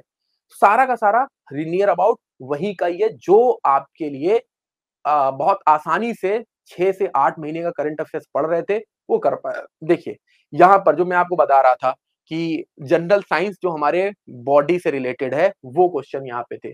डिफ्टीरिया का टीका हो गया, एमआरएनए वैक्सीन हो गया, देन उसके बाद से यहाँ पे आप देखोगे तो हमारे बायोडाइवर्सिटी, देन उसके बाद से जाइलम का क्या काम होता है ना। तो 2023 में हमारे जो पेपर था उसका लेवल भी उतना नहीं था जो इस बार आपको देखने को मिलेगा, क्योंकि जो ट्रेंड है वो चेंज वाला है, चेंज हो रहा है, चेंजिंग ट्रेंड की तरफ हम बढ़ रहे हैं, और ये हमारे लिए काफी महत्वपूर्ण हो जाता है। तो आई होप आप लोगों को ये समझ में आ गया होगा कि पेपर में क्या क्या चीजें पूछ रही, किस तरीके से पूछ रही है, किसका वेटेज कितना रहने वाला है, और आपको अब ये बहुत क्यूरियोसिटी होगी कि सर आप किस तरीके से पढ़ाने वाले हो, आप जो है वो क्या क्या चीजें और कि क्या क्या चीजें आप लोग हमें देंगे और किस तरीके से हम पढ़ेंगे, ठीक है। तो चलिए सबसे पहले हम इस कोर्स के फीचर्स को आपको बताते हैं जो आपको मिलने वाला है। तो सबसे पहले आपको यहाँ पे जो जीएस है, मतलब हिस्ट्री पॉलिटी ज्योग्राफी, ये 200 घंटे की क्लासेस, 200 से भी ज्यादा, अकॉर्डिंगली अगर जरूरत लगेगी तो बढ़ाया जाएगा। यूपी स्पेसिफिक आप देख रहे होगे, यूपी स्पेसिफिक जो आपकी क्लासेस हैं, क्वेश्चंस हैं, तो क्लासेस होनी ही चाहिए क्योंकि बढ़ रहा है ट्रेंड, और इस साल 100% ये और बढ़ेगा। देन उसके बाद से एग्जाम सेंट्रिक करंट अफेयर्स, ये अलग है। जो आपने देखा कि करंट अफेयर्स जो बढ़ रहा है, हो सकता है 35 क्वेश्चन हो, 35, और यहां पर आप देख रहे हो 150 में 35, और ये अगर 15 आ गया तो 150 में 50 क्वेश्चन अगर यही कवर कर दिए 50 क्वेश्चन और हम इन पे अच्छा कमांड नहीं बना पाए, तो आप लोगों को समझ में आ रहा है कितने पीछे होंगे। तो ये दोनों के लिए इसीलिए इस क्लास में आपको स्पेशल कवर किया जा रहा है। देन उसके बाद से सर क्या मिलेगा? Crux notes and PDF lecture in Hindi and English. जो भी आपको पढ़ाया जाएगा उसके एक क्रक्स समरी मिलेगी और नोट्स मिलेंगे, जिससे कि आप रिवीजन करने में आपको आसानी हो। आप लेकिन मैं तो देखो, मेरा एक सिंपल सा फंडा मानना है जो मैं खुद भी करता हूँ, हमेशा पेन और डायरी लेके रखता हूँ। चीजों को नोट बनाइए, नोट्स बनाना बहुत जरूरी है। नोट्स नहीं बना पाओगे, अब्दुल कलाम जी हमेशा एक बात बोलते हैं कि हमारे पेन के नीचे से अगर कोई भी चीज जा रही है तो वो हमको लाइफ लॉन्ग याद रहेगी। अगर वो हमने हमारा जो पेन के नीचे से गई हुई चीज है तो वो हमको एग्जाम में देखते ही क्लिक करती है कि भाई इसमें हमने ये चीजें पढ़ी थी, ये चीजें हमारे लिए इंपॉर्टेंट थी और वो एग्जाम में क्लिक करती हैं। ठीक है, तो आपको ये नोट्स जरूर समरी के लिए बनना है, बट आपको अपने नोट्स खुद से बनाने हैं, है ना? थोड़ा सा, है ना, अभी वो करना पड़ता है। आज भी हम तो करते हैं और मेरी आदत है, भले वो कितना भी ज्यादा पीडीएफ की, क्योंकि पीडीएफ पीडीएफ होती है, वो सिर्फ आप रिवीजन कर सकते हो, बट वो आपके दिमाग में रहेगी नहीं। Correct me if I am wrong. Live discussion of 7 year paper, previous year papers का जो है ये अलग से डिस्कशन रखा जाएगा, जो कि आपके प्रैक्टिस के लिए होगा। आप उसमें पार्टिसिपेट करेंगे, जैसे अभी कई लोग नहीं पार्टिसिपेट करने की, सर ये पिछले साल का पेपर है, इसका जवाब ये, तो वहां पे आपको पूरा एक लय के साथ क्वेश्चंस बताए जाएंगे, उसका पूरा प्रैक्टिस कराया जाएगा, जो कि हमारे जो 7 साल का पूरा पेपर है वो आप डिस्कस होते हुए देख पाएंगे। ठीक है, तो इसका से जो हम लोग, मैंने बोला था ना एक दोहरा, सत सैया के दोहरे यूं नाभिक के तीर छोटन में देखन लगे। बहुत गंभीर घाव करता है और बहुत सारे लोग इस घाव से पीड़ित होते हैं। बहुत सारे लोग होते हैं बहुत बढ़िया तैयार, सब कुछ एकदम रेडी, एकदम फर्स्ट क्लास, लेकिन सी सेट में वो उतना ध्यान नहीं देते। तो ये जो हमारा पूरा का पूरा कॉम्प्रहेंसिव सी सेट है, यहाँ पे आपको वो टॉपिक पढ़ाए जाएंगे, प्रैक्टिस कराई जाएगी। आई होप जरूर आप इस क्लासेस के बाद आप सी सेट में 100% क्वालिफाई कर पाएंगे। लेकिन हाँ, क्वालिफाई करने के लिए टॉपिक पढ़ाएंगे, टीचर्स आपको सिखाएंगे, प्रैक्टिस क्वेश्चन मिलेगी, लेकिन प्रैक्टिस नहीं कर रहे हो तो फिर क्या करना? फिर नहीं होगा ना, आपको प्रैक्टिस करनी ही पड़ेगी। एंड देन मोस्ट इंपॉर्टेंट, जो कि हमारे एग्जाम जब भी 3 महीने दूर रहे तो बहुत इंपॉर्टेंट हो जाता है, प्रीलिम्स के टेस्ट सीरीज। टेस्ट सीरीज आपको मिलेगी जिसमें आप अपने जो टॉपिक्स हैं उनको अच्छी तरीके से रीगेन कर पाएंगे, फ्लोरिश कर पाएंगे, डाउट दूर कर पाएंगे और वो सारी चीजें अडॉप्ट कर पाएंगे जो एग्जाम में हो रही है। ठीक है, क्लियर है? तो चलिए आपको मैं बताता हूँ कि भाई प्रीलिम्स का जो टेस्ट है, जैसे हमने अभी आपको बताया ना कि किस तरीके से हमारा जो सिनेरियो वो चेंज हो गया है, कि हमको क्वेश्चंस बहुत सारे देखने को मिलते हैं जो कि हमारे स्टेटमेंट वाले होते हैं, देन उसके बाद से हमारे मैचिंग वाले होते हैं। आपने देखा भी, अभी मैंने आपको दिखाया भी अलग अलग क्वेश्चंस को, और ये और बढ़ रहे हैं। अभी वाला जो 2023 से अगर आप आरओ आरओ का 24 वाला पेपर देखे होंगे, या जो आपने दिया तो जरूर होगा आप लोगों में से बहुत सारे लोगों ने, बहुत बड़ा परिवर्तन है और क्वेश्चंस स्टेटमेंट, असर्शन, रीजन और मैचिंग वाले आने लग गए हैं। मतलब पूरा का पूरा पेपर ही वही था।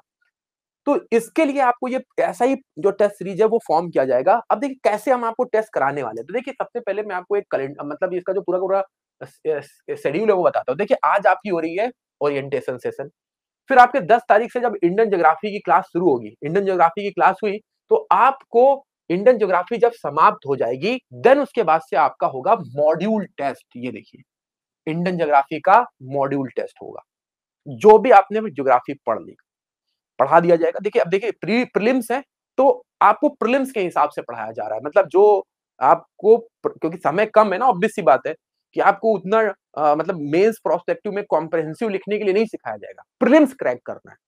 तो आपने जो भी वहां पे 10 जून से लेकर के पढ़ा है ना, और जरूरत पड़ेगी तो आपको यहाँ पे एक्स्ट्रा क्लासेस भी दी जाएंगी, क्योंकि हमारा एक पूरा शेड्यूल फिक्स है कि हम 27 अक्टूबर तक आपको पूरा पूरा एकदम फुल प्रीलिम्स के लिए फुल प्रिपेयर कर दे। तो 21 तारीख को जैसे ही देखोगे आपने वहां पे दिया, पूरा 10 से लेकर के 21 जून तक आपने ज्योग्राफी पढ़ा, आपका यहाँ टेस्ट। देन उसके बाद से यहाँ पे आपने देखा कि फिर आपका अगले दिन से शुरू हो गया फिजिकल एंड वर्ल्ड ज्योग्राफी, क्योंकि वर्ल्ड ज्योग्राफी आपका है ही कोर्स में। फिर आपने वर्ल्ड ज्योग्राफी जब तक आपका चला उसका भी आप देखोगे, फिजिकल एंड वर्ल्ड का जैसे समाप्त होगा जुलाई में, उसका टेस्ट। सही है, टेस्ट। और इस टेस्ट में सबसे इंपॉर्टेंट है you have to access to evaluate yourself. आप अपने आप को यहां पर इवेल्युएट कर पाओगे कि भाई कहां कहां पे हमको पढ़ने के बाद गलती हुई और किस तरीके से ये क्वेश्चन सही होना चाहिए। तो देखिए वहां पे आपको एक एज मिलेगा कि अब आगे वाले टेस्ट में हमको इस तरीके से इसको कैप्चर करना है, इस क्वेश्चन को इस तरीके से हमको अटेम्प्ट करना है। ठीक, जैसे मैंने अभी आपको एग्जांपल भी दिया था एक क्वेश्चन में, ऐसे ऐसे कर सकते हैं। फिर जब आप ये टेस्ट दोगे तो ये वाला जो आपका मॉड्यूल का टेस्ट होगा तो यू हैव मोर कॉन्फिडेंट कि हमको इस तरीके के क्वेश्चन लगाने, सही है। फिर आपका 3 जुलाई को जैसे वहां पे टेस्ट होगा, 3 जुलाई को साइंस स्टार्ट हो जाएगा, मॉडर्न जो आपका जनरल साइंस है वो स्टार्ट होगा। फिर जैसे ही आपका 16 जुलाई को खत्म होगा, साइंस एंड टेक का टेस्ट होगा। यहाँ पे किसी ने पूछा कि sir what is the expected date of exam. भैया एक्सपेक्टेड डेट नहीं, डेट आ चुकी है कैलेंडर की, 27 अक्टूबर, है ना सुरुचि, 27 अक्टूबर डेट आ चुकी है, एक्सपेक्टेड नहीं 100% डेट आ चुकी है। तो यहाँ पर देखो क्या हो रहा है, साइंस एंड टेक वाला जो है ये भी आप देखोगे 16 जुलाई को आप यहाँ पे टेस्ट देंगे। देन उसके बाद से क्या होगा, देन उसके बाद से आप देखेंगे ये है 17 जुलाई, यहाँ पे एंशिएंट हिस्ट्री होगी। फिर एंशिएंट हिस्ट्री के बाद जैसे ही आपका ये पोर्शन खत्म, है ना, जैसे पोर्शन खत्म ये वाला, यहाँ पे आपका टेस्ट।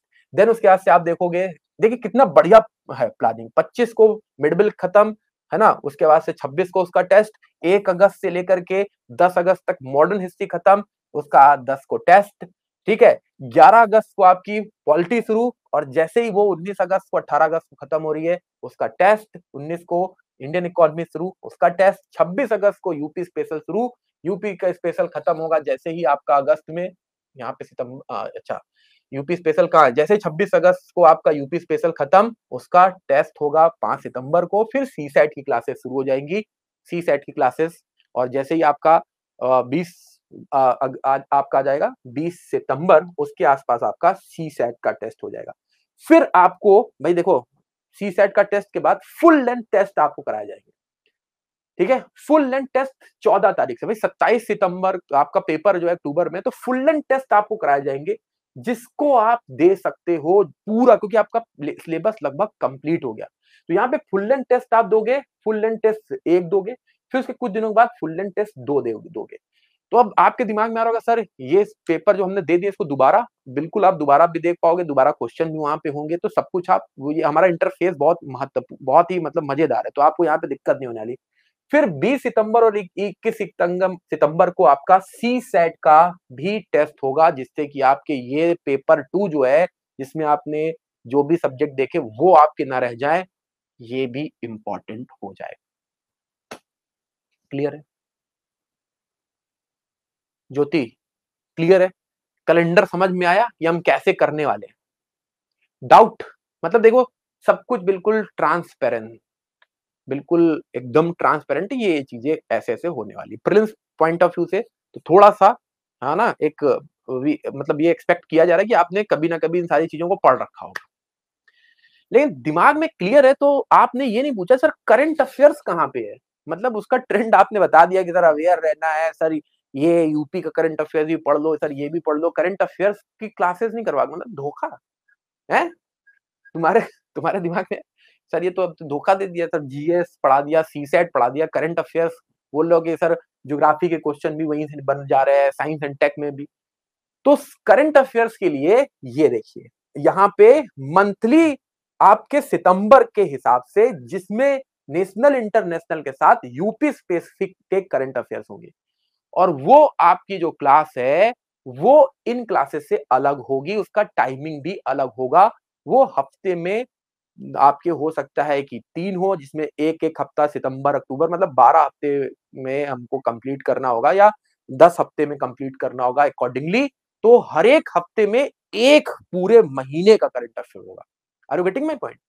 एक पूरे महीने का करंट अफेयर्स एक हफ्ते में, उसमें हो सकता है 3 क्लासेस हो सकता है 2 में हो जाए, हो सकता है 4 में, हो सकता है 5 में, समझ रहे हो कि नहीं?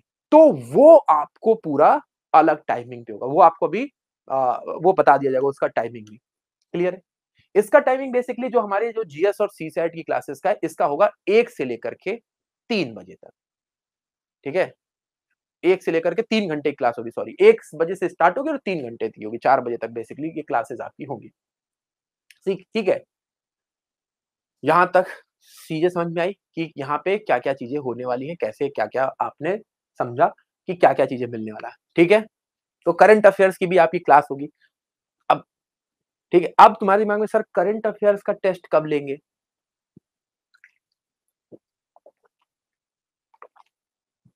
होगी ना बात, दिमाग में ये बात है कि नहीं कि सर करंट अफेयर्स का टेस्ट कब लेंगे? कितने लोगों के दिमाग में ये बात है कि सर करंट अफेयर्स का भी नहीं आना चाहिए भाई? ये ऐसी क्लास है जिसमें आपको पूरा ट्रांसपेरेंटली सब कुछ पता होना चाहिए। मैंने आपको बोला ना कि हम अगर द्वंद में हैं तो फिर आगे द्वंद कभी क्लियर नहीं होगा। पहली क्लास में ही सारी चीजें क्लियर होनी चाहिए कि सर करंट अफेयर्स की क्लास के टेस्ट कब होगा? पूछो।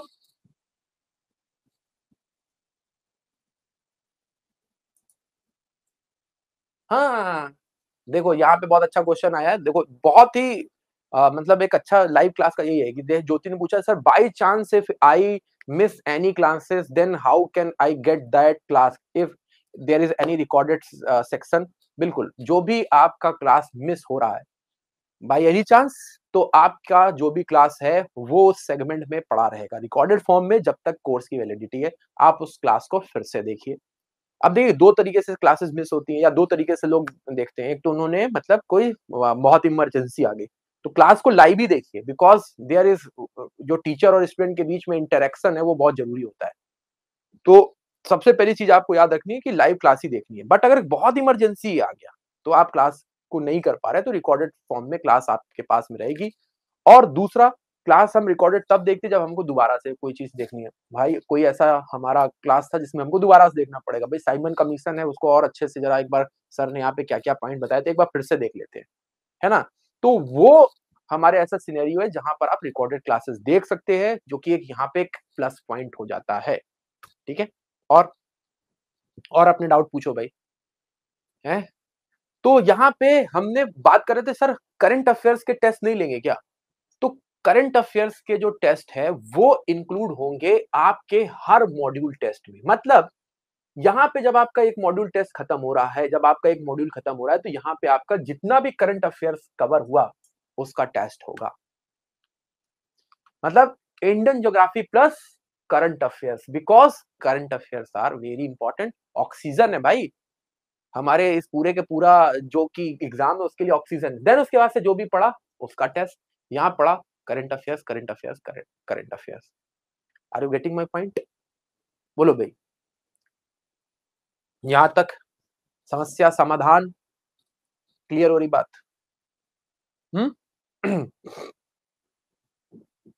तो किस तरीके से जो क्लास है, वो हमारे प्लान है, वो आपके सामने हमने सिर्फ आपको क्लास का प्लान यहाँ पे नहीं बताया, बल्कि हम आपको टेस्ट कैसे देने वाले वो भी हमने बता दिया। और किसी को कुछ पूछना है? और भी कुछ आप पूछना चाहते हैं? बोलो भई।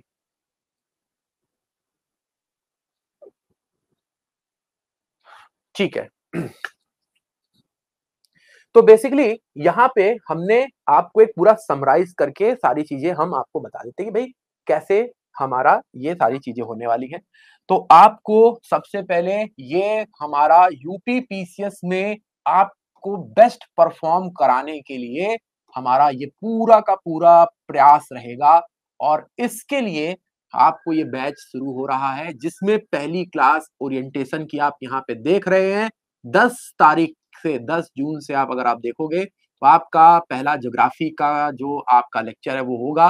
तो ज्योग्राफी से हम यहाँ पे शुरुआत करेंगे और जैसे ये आपका यहाँ पर लाइव आपने पूरी पढ़ाई कर ली, अपने सारे डाउट क्लियर कर लिए, इस लाइव क्लास के बाद आपने पूरा ज्योग्राफी जब पूरा का पूरा मॉड्यूल खत्म होगा, आपको यहाँ पे मॉक टेस्ट मिलेंगे। ठीक है?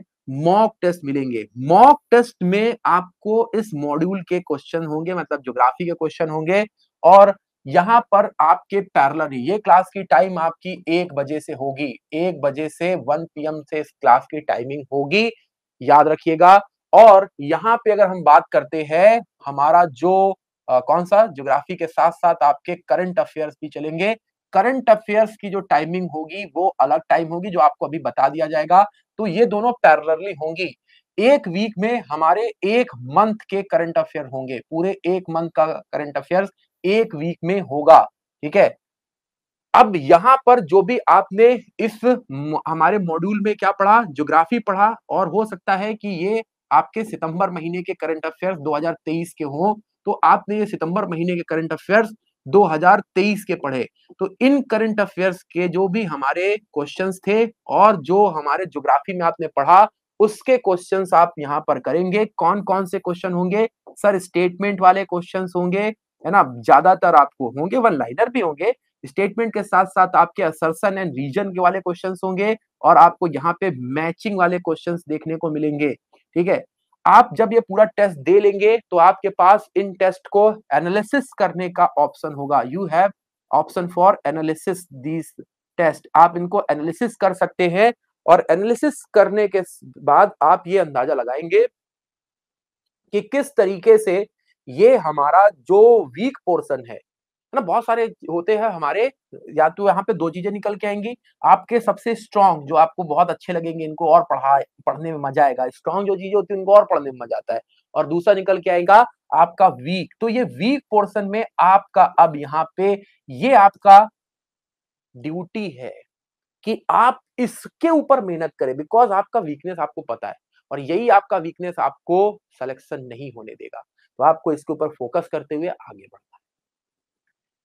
ठीक है दोस्तों, क्लियर हो गया? तो यहां पर आप इसका एनालिसिस करते हुए फिर आगे जब आप बढ़ोगे, आपका जब नया टॉपिक, क्योंकि देखिए समय थोड़ा सा कम है प्रीलिम्स के लिए, बेसिकली मिल तो गया ज्यादा समय, पेपर पोस्टपोन होने के बाद से हमको ज्यादा समय मिल तो गया, बट ये समय पूरा कॉम्प्रिहेंसिव पढ़ने के लिए थोड़ा सा कम ही है। तो आपके पास यहाँ पे बढ़िया तरीके से पढ़ते हुए अपने जो भी कमियां रह गई उसको सुधारने का एक गोल्डन टाइम है, और इस गोल्डन टाइम को खोइए मत। क्लियर है? तो ये बेसिक है कि आपके सारे सब्जेक्ट हो रहे हो, ठीक है, ये भी हो रहा है, और आपको यहाँ पर प्रैक्टिस करने के लिए सफिशिएंट समय भी मिल रहा है। ठीक है। और कुछ डाउट अगर आपके मन में हो, कोई अगर दुविधा हो तो प्लीज पूछ सकते हैं। सही है? कोई दुविधा, कोई doubt? No study no confusion, more study more confusion. जितना ज्यादा पढ़ोगे, जितना ज्यादा चीजों को समझने की कोशिश करोगे, उतने ज्यादा डाउट क्रिएट होंगे, और उनको पूछो, नहीं तो वही डाउट तुम्हारे एग्जाम में तुमसे पूछेंगे, तुमसे सवाल करेंगे कि हमने ये डाउट पूछे क्यों नहीं। अगर ये पूछ लेते उस समय तो शायद आज ये डाउट मेरे से ना पूछ रहे होते। ठीक है। तो अभी अगर आपको सारी चीजें क्लियर है तो आप पूछ सकते हैं, सर रिकॉर्डेड क्लास कितना टाइम के बाद ना? रिकॉर्डेड टाइम मोस्ट प्रोबेबली जैसे वीडियो खत्म होता है वो रिकॉर्डेड में आपको दिख जाता है, ज्यादा आपको दिक्कत नहीं होगी, और आपको एक सपोर्ट का एक ईमेल आईडी भी दिया गया है। ठीक है। तो जैसे ही क्लास खत्म होगी जस्ट वो रिकॉर्डेड हो ही जाता है, रिकॉर्डेड फॉर्म में आ ही जाता है। जस्ट लाइक आपने यूट्यूब में भी क्लासेस देखी होंगी ना, यूट्यूब में जैसे लाइव क्लासेस चलती हैं, खत्म हुई वो ऐसे रिकॉर्ड, तो सेम इंटरफेस उसी तरीके से ये भी। और फिर भी अगर कोई आपको डाउट होता है तो आपके पास वो जो हमारे सपोर्ट ईमेल आईडी उस वो भी दिया हुआ है, तो फुल सपोर्ट आपका रहेगा, हमारी एक सपोर्ट टीम है जो आपको बताती रहेगी, तो टेंशन नहीं लेने का। फैकल्टी कौन कौन से रहेंगे? तो फैकल्टी देखिए, करंट अफेयर्स तो यूपी स्पेसिफिक मोस्ट प्रोबेबली मैं ही पढ़ा रहा हूं आपको, और बाकी के वो सारे फैकल्टीज हैं जो ऑलरेडी एग्जाम क्रैक कर चुके हैं और काफी सालों से एग्जाम दे रहे हैं, काफी सालों से वो कई सारे हजारों लाखों स्टूडेंट्स को ट्रेन कर रहे हैं। तो आपको फैकल्टीज को लेकर के बिल्कुल भी टेंशन नहीं लेनी है। तो फैकल्टीज वैसे तो करंट अफेयर्स का पार्ट मैं ही ले रहा हूँ, बाकी के फैकल्टीज भी ऑलरेडी आप जैसे जैसे उनसे सब्जेक्ट आपके आएंगे, इंटरेक्ट होंगे, तो आपको और मजा आएगा। ठीक है ज्योति? ठीक है। एक सारे के सारे एक्सपर्ट फैकल्टीज ही रहेंगे ज्योति, तो आपको टेंशन नहीं लेना है ना? थोड़ा सा ट्रस्ट के साथ आपको पढ़ाई करनी है ना? आपको अपना पार्ट प्ले करना है, बाकी स्टडी आईक्यू अपना पार्ट प्ले करेगा ही करेगा। जैसे कि देखिए हमने पहले लेक्चर में आपको सब कुछ ट्रांसपेरेंटली बता दिया, ये चीजें होने वाली है। ठीक है, ठीक है। तो मिलते हैं अपनी क्लासेस में, और आई होप आप लोग क्लासेस को ना सिर्फ सीखेंगे बल्कि उसको एंजॉय करेंगे, उसको फील करेंगे, और वो जो फील है वो आपको एग्जाम में, आपके एग्जाम में जो है वो आपको एक अपर हैंड देगा। इसी के साथ आज अलविदा कहते हैं, लेकिन इस वादे के साथ कल फिर से जो आपकी क्लास होगी उसमें मिलेंगे और बहुत सारी बातें करेंगे और बहुत सारी चीजें सिखाएंगे। आज ओरिएंटेशन क्लास थी, आई होप आप इसको अच्छी तरीके से, जो भी चीज आपको नोट डाउन करनी है, ना केवल नोटबुक में बल्कि अपने जहन में, वो आपने नोट कर ली होगी। आज के लिए बस इतना ही। जय हिंद, अलविदा, सायोनारा। आई होप आप लोगों ने इसको बहुत अच्छी तरीके से समझा होगा, और आप यहाँ पर जो भी चीजें हैं वो बढ़िया तरीके से प्रीलिम्स के लिए अपने आप को प्रिपेयर कर पाएंगे। तो इसी के साथ हम आज के सेशन को यहाँ पे अलविदा कहते हैं, लेकिन फिर से आपको एक बार बताएंगे कि ये जो प्रीलिम्स का क्रैश कोर्स है ये अब भी इसमें एनरोल कर सकते हैं, है ना। अभी क्लासेस आपकी जो मंडे से स्टार्ट होंगी उसके लिए आप पीसी लाइव कूपन कोड का इस्तेमाल करिए और मात्र 3,999 में जो भी मैंने आपको अभी पैटर्न बताया, जो भी मैंने आपको फीचर बताया, वो सारे चीजें आप अवेल कर सकते हैं, ठीक है। लेकिन फिर मैं आपको बताऊंगा, अगर आप फाउंडेशन कोर्सेज लेना चाहते हैं जहां पर आपको मैं यहाँ पे बता देता हूं कि यहाँ पर आपको क्या क्या चीजें मिलेंगी।